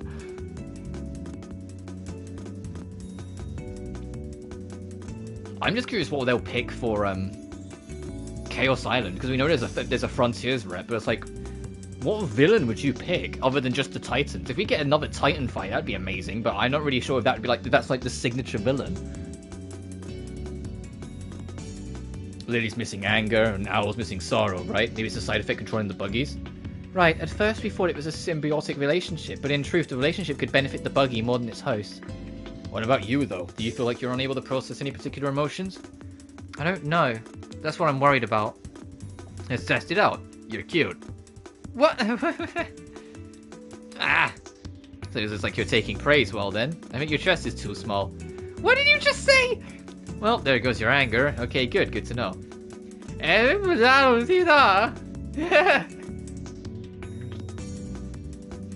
Huh? Shino, what's the matter? You started bursting out of nowhere. Oh, nothing. Just had a funny thought is all. Don't have me. That was fucking Paimon to Venti in the first story arc. Hey, Denandia! Shino, I'm serious here. Toku, Rin, and everyone here misses you. Oh, I miss them too. Can't wait to get out of here and see them. No, you're out of there quickly too. It's been a while since I've seen your face. Okay. Looks like you're still able to cry. Guess it means your basic emotions all function correctly. Mizunashi. For you, then, I suppose the only thing that's been taken from are your memories. We'll have to do whatever it takes to restore them. Yeah, Mizunashi? Mm-hmm. Did something serious happen? Are you okay? Huh? Why? Whenever you're acting energetic, it usually means you're at your worst. So I'm starting to get worried about you. Jesus Christ.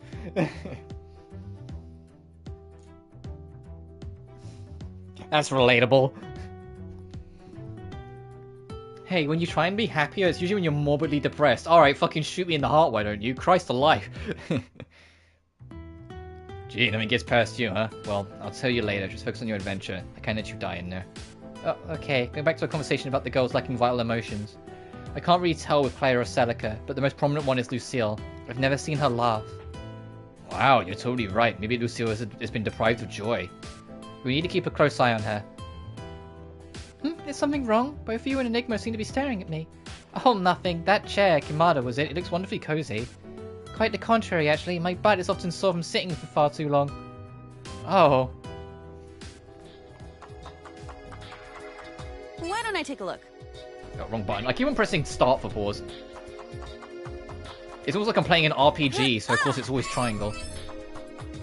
And that's gonna throw me up if I ever do cover Nocturne. It's always an adjustment, because triangle is not pause. Square is pause. That's always an adjustment next time I go back to that game. It's like, oh yeah, Everyone, right, fuck. leave it to me. You press triangle, you bring up the fucking map. All good.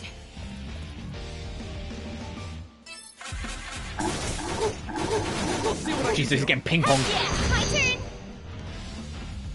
But yeah, next month can't come sooner. I genuinely, Alright. my excitement, it's so nice to not only be excited for a Sonic game as much as I am for like the first time in so long. Don't get me wrong, I was super excited for Frontiers, but you know what I mean? Like, this is like, no, there is nothing that can stop this game from being peak at this rate. It feels like. This is good. But it's also just nice seeing that like everyone is hyped for this. Like, you don't have like a bunch of people doubting, you don't have a bunch of people going, oh, I don't know. Literally every single person who's even casually, vaguely looking at it is like, well, no, this game was like big. This seems like it's gonna be fucking kick-ass. Let's go. All right. Got it. This is good. I'm on a roll X today. bundle, nice. Okay, that's You did huge great. cost though, isn't it? That's like the 320 SP gone. Let's go. Not too shabby out there. All good. And it's wild because it's like I'm excited for the Sonic Forces Let's level go. because for the first time, and definitely not in Sonic Forces, it actually looks like a Alright. decent fucking level. And I'm like, oh shit, they actually fixed Forces by just making it an actual level. Leave it to me. All good. Oh, you have no SP. Huh? All Okay. good. Heck yeah, that's what I'm talking about. My hands are getting tingly. Thank you. Thanks. Thanks. Thanks. But yeah, so far the what I've been calling the Frontiers era has been nothing but strides. The only game I wasn't 100% keen on was Superstars, but Superstars' only problem was the boss fights. The boss fights fucking sucked. Ready for battle. But the game itself, everything else was fine. It was just the bosses weren't ideal. All good. I say that, I still hope we get more Superstars stuff in the future. Heck yeah. I'll get him. Oh, X-Model went up here? Oh. Yeah, I have to sort that out. This is good.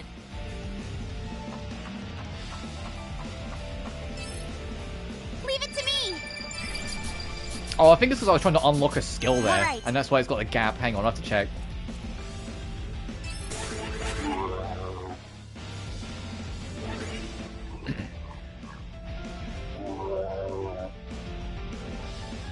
My turn. Best stuff. All good. I'm starting to believe. To the dome. Let's go. All right. It's my turn. I'll see what I can do. This is good. Yeah, fuck. This is good. We'll use this. Divine heal might all. cost- Not Leave too it to me. shabby. All good. To the top, victory.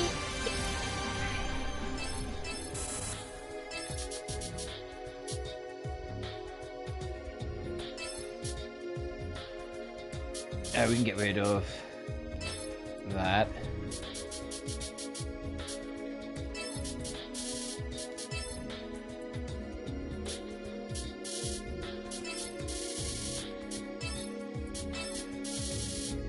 Yeah, that'll do. Now's our Let's go. chance. Oh, I forgot to restore SP. Whoops.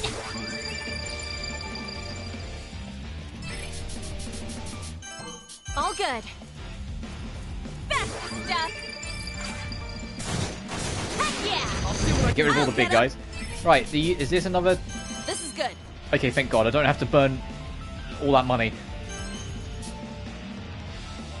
Also, it's a lie. It says 10k. That's a typo. It spends 50k. Fuck. This is good. You just leave it to me. Oh, she got counted. Okay. All right. Oh, because this bitch is here, right. I didn't even spot you. Delete it. Leave it to me. Healing. All good. We got this in the bag. To the dump, that's what I'm talking. Let's keep at it. Thanks. That was helpful. Oh, actually, I should do some MP restoring as well. Thanks. Thanks.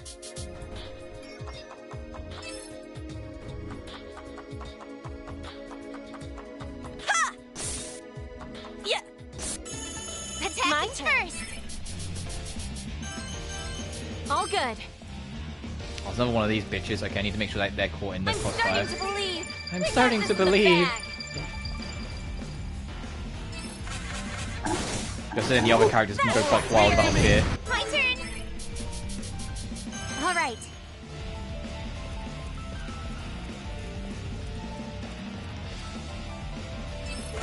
Blast off. It's my turn.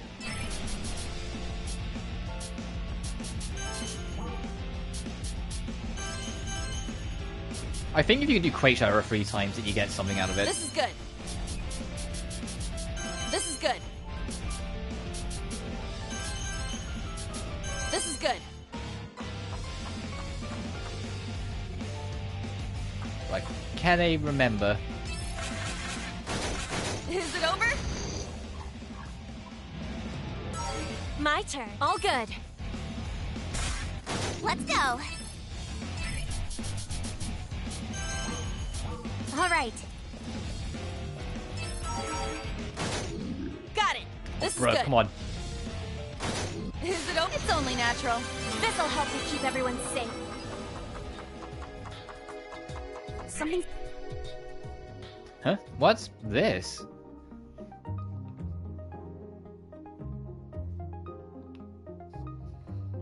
Doesn't look like an ordinary book. I don't recognize anything like this belonging to the master item list. Looks like we found ourselves another reality object. Sheena, can you open it up for me? Sure. Claire, could I take a look at it? Yeah, sure. Here you go. Thank you. This book looks above my reading level.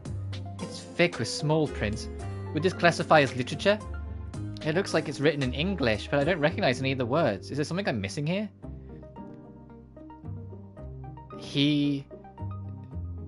Ridere, Uma, might be Latin or some kind of religious scripture or something. Can you read it, Mr. Enigma? No, not at all. But I think it could be a romantic language. Doesn't the imagery strike you as religious though?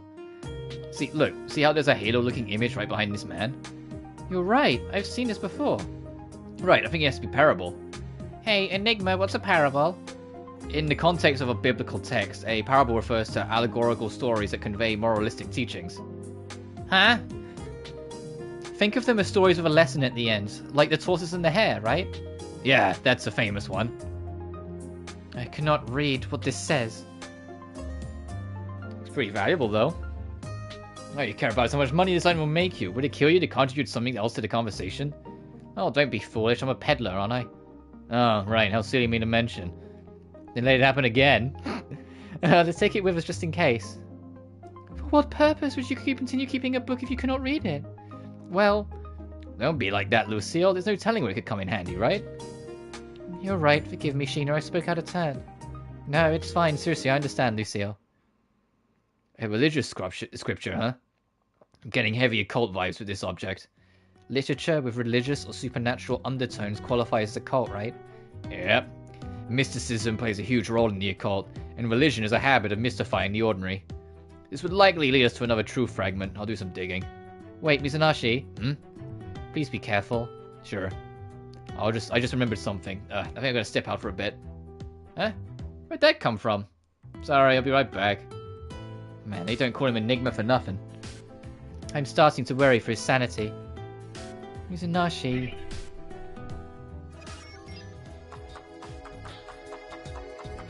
Something's here.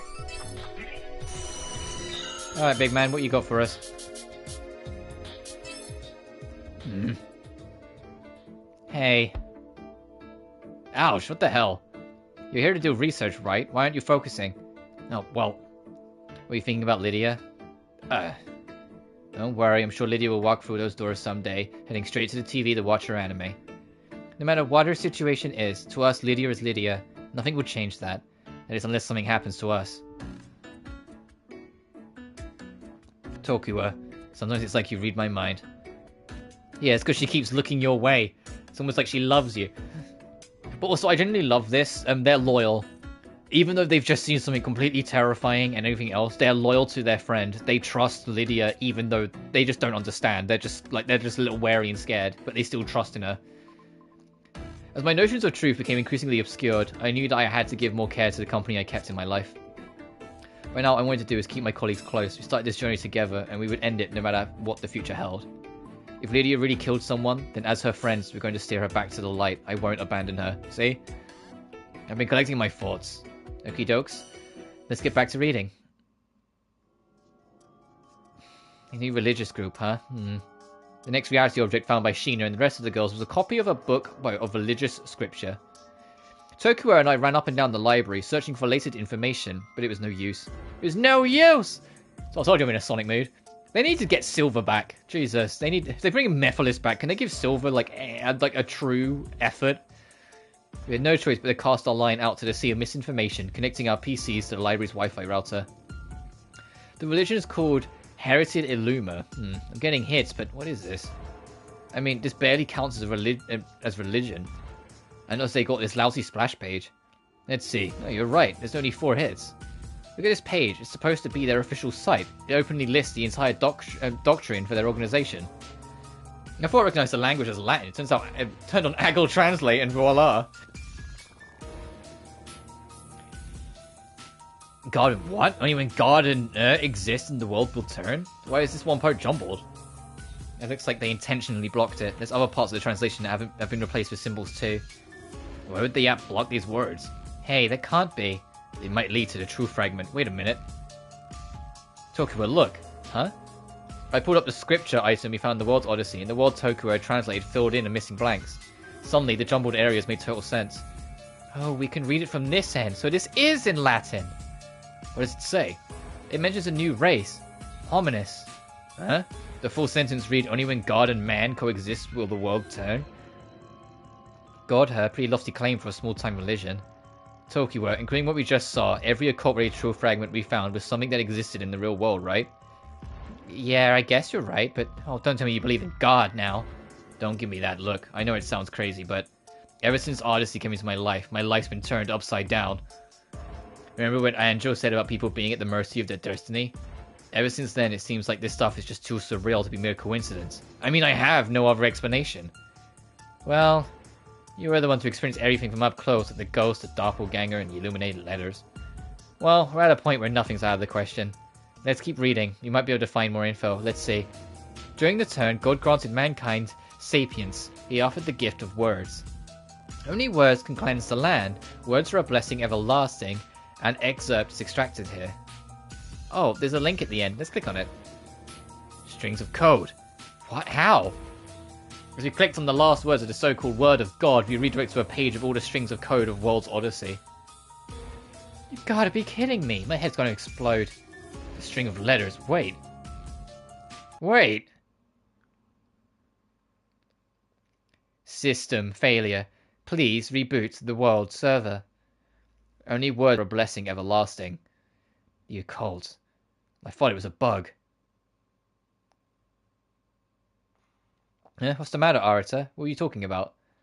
Just then, the wheels were turning in my brain and it clicked. Please give me more. I want to know so many things. God of Death. Master Arita. Ah! That's right, the voice in those dreams that have been haunting me for nights. The voice belongs to you. Alice of the Ludens. Am I the god of death? What the fuck? Did you cause the bugs? What the hell is going on in this place? Hey, Arta, are you okay? Hey, Arta! He's like, hey! When I snapped out of it, I woke in the arms of Tokiwa, who was aggressively shaking me. Huh? Tokiwa, what's the matter? Don't what's the matter me? You began rambling like a madman. Your eyes went white. You gave me a heart attack. Huh? I thought we were just at the library.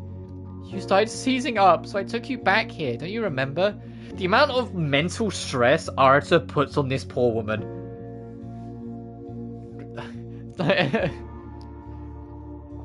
When you keep in mind, like, you know, he nearly jumped to his death because of the whole God of Death thing. The whole, like, getting abducted, like, stressing her out to tears. Now this, like, this poor woman, like, she loves a man that's going through so much fucking shit that's terrifying. Sure, hold on. Sit tight, okay?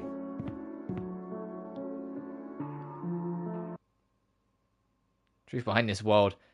How the world came to be. Reality is bending, distorting in ways that shouldn't happen. The warping of our daily lives, something occult behind this. There must be some way to fix our reality. Just like how there's a bug-killing programmer that can manipulate World's Odyssey. What if someone was capable of manipulating and distorting our reality? Oh no, we're getting closer to the truth. In the same way I can see whatever Sheena's doing, what if there's someone watching me?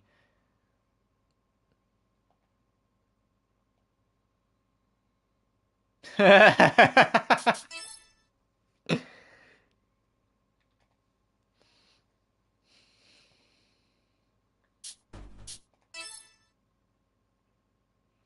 finally understand how ignorant I truly was.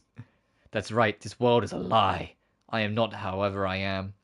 Deaf, deaf, deaf, deaf, deaf, deaf, deaf, deaf, deaf, deaf, deaf, deaf, deaf, deaf, deaf, deaf, deaf.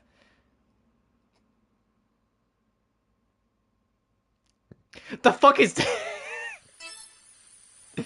So I was like giggling because as soon as I saw it, I was like, oh, it's fucking this fuck. Also,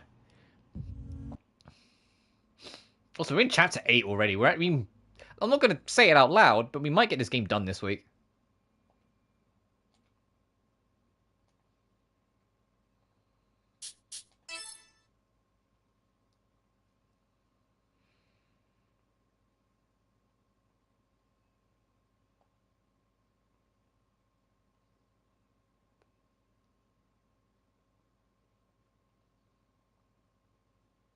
What the hell was that? Am I such a wreck that I can't tell whether or not I'm logged in? Oh, what happened there? Hang on. Oh, yeah! I think because I tapped circle by accident, it got rid of the text box, so it was still advancing. I can't tell whether or not I'm logged in. Something's wrong with me. Maybe I just need rest. Tokiwa. Tokiwa? Hey, where did she go? Huh?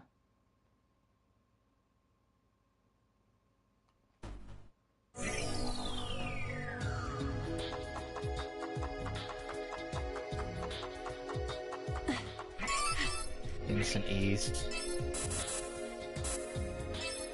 Jesus, hey, there you go.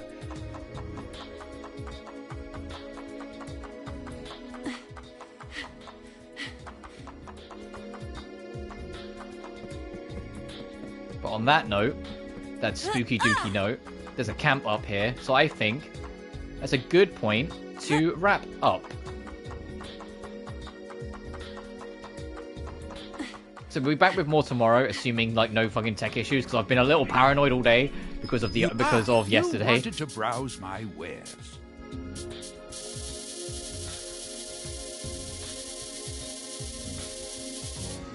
Oh, okay, we can't buy that many. We'll do like that much then. Thank you. See you around. But I think that is a good point to stop anyway. So let me go. Oh, let me rest first so everyone gets healed.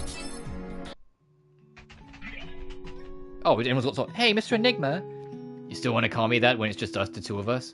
Oh, forgive me. Force of habit, I suppose. Could it also be you're picking up an adorable trait or two from Mr. Enigma without even realizing it? Adorable?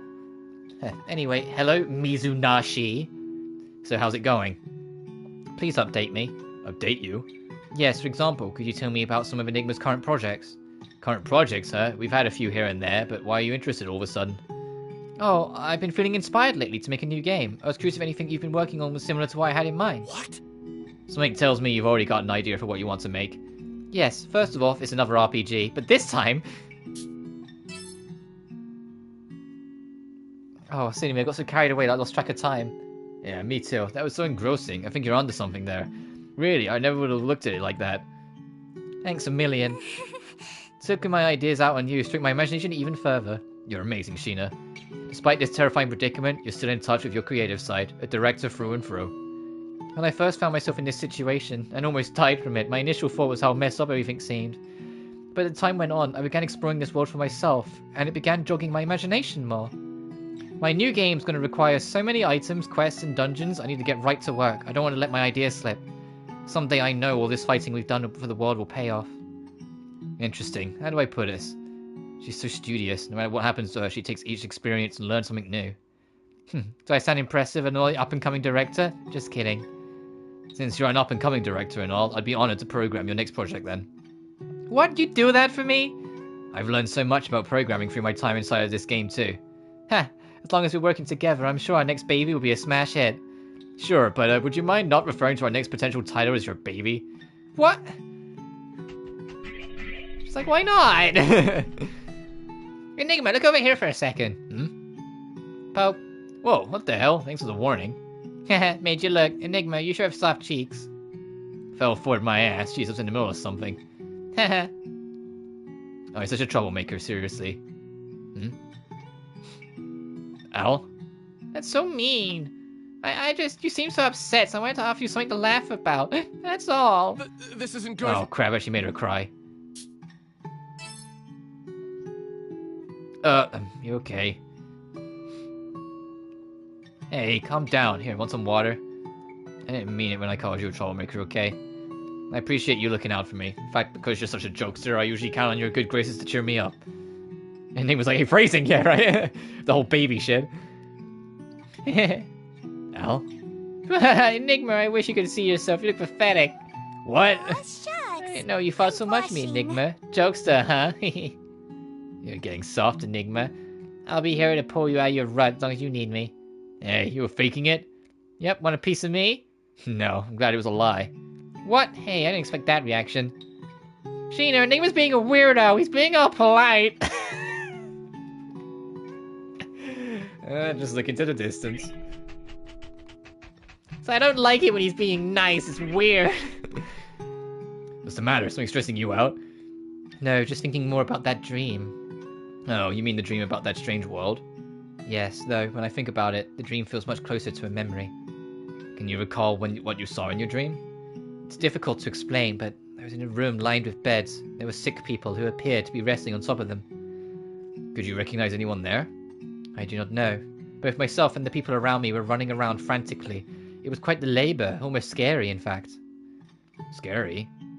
Yes, I felt as though, if I hadn't hurried, it'd be too late to save them. I can't remember anyone's face, but I don't think I knew anyone. Then that must mean Lily's memories aren't connected to any of the other NPCs. Each girl has their own respective memory and dreams, huh? Yeah, crazy that everyone's an individual. Jesus, how's that a revelation, Arada? Enigma? Oh, sorry, continue. Okay, I was approaching this room as a group of people pointed their stares at me. In the middle of this well-lit room was a bed surrounded by machines I'd never seen before, and on it an old man was lying unconscious. Besides the man's bed was a small metallic table with an arrangement of thin knives. I took one. What's the matter, Lily? The only thing I remember next is that I had pointed my knife towards that man. But I had no intention to hurt him. Although my behavior seemed to contradict my intentions, I know for a fact that I was trying to save that man's life. What do you mean? Wait.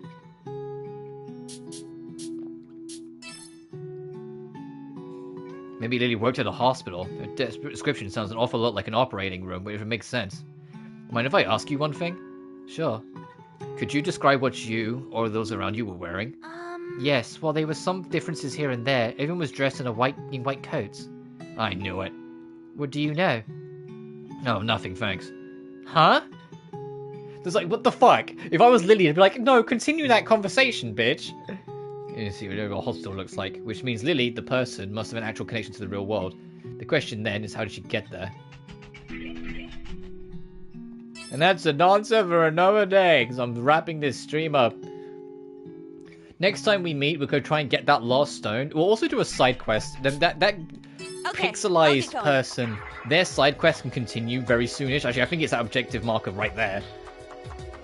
But we'll be doing that next time. And actually, like, it's kind of crazy, but like I said, we're on chapter 8 now. Chapter 9, it's not that long. And then 10 or 11 are the same dungeon going into the finale.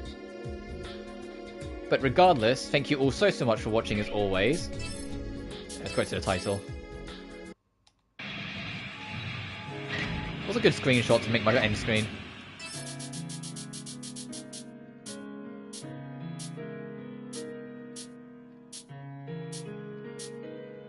This one, because I genuinely love this artwork.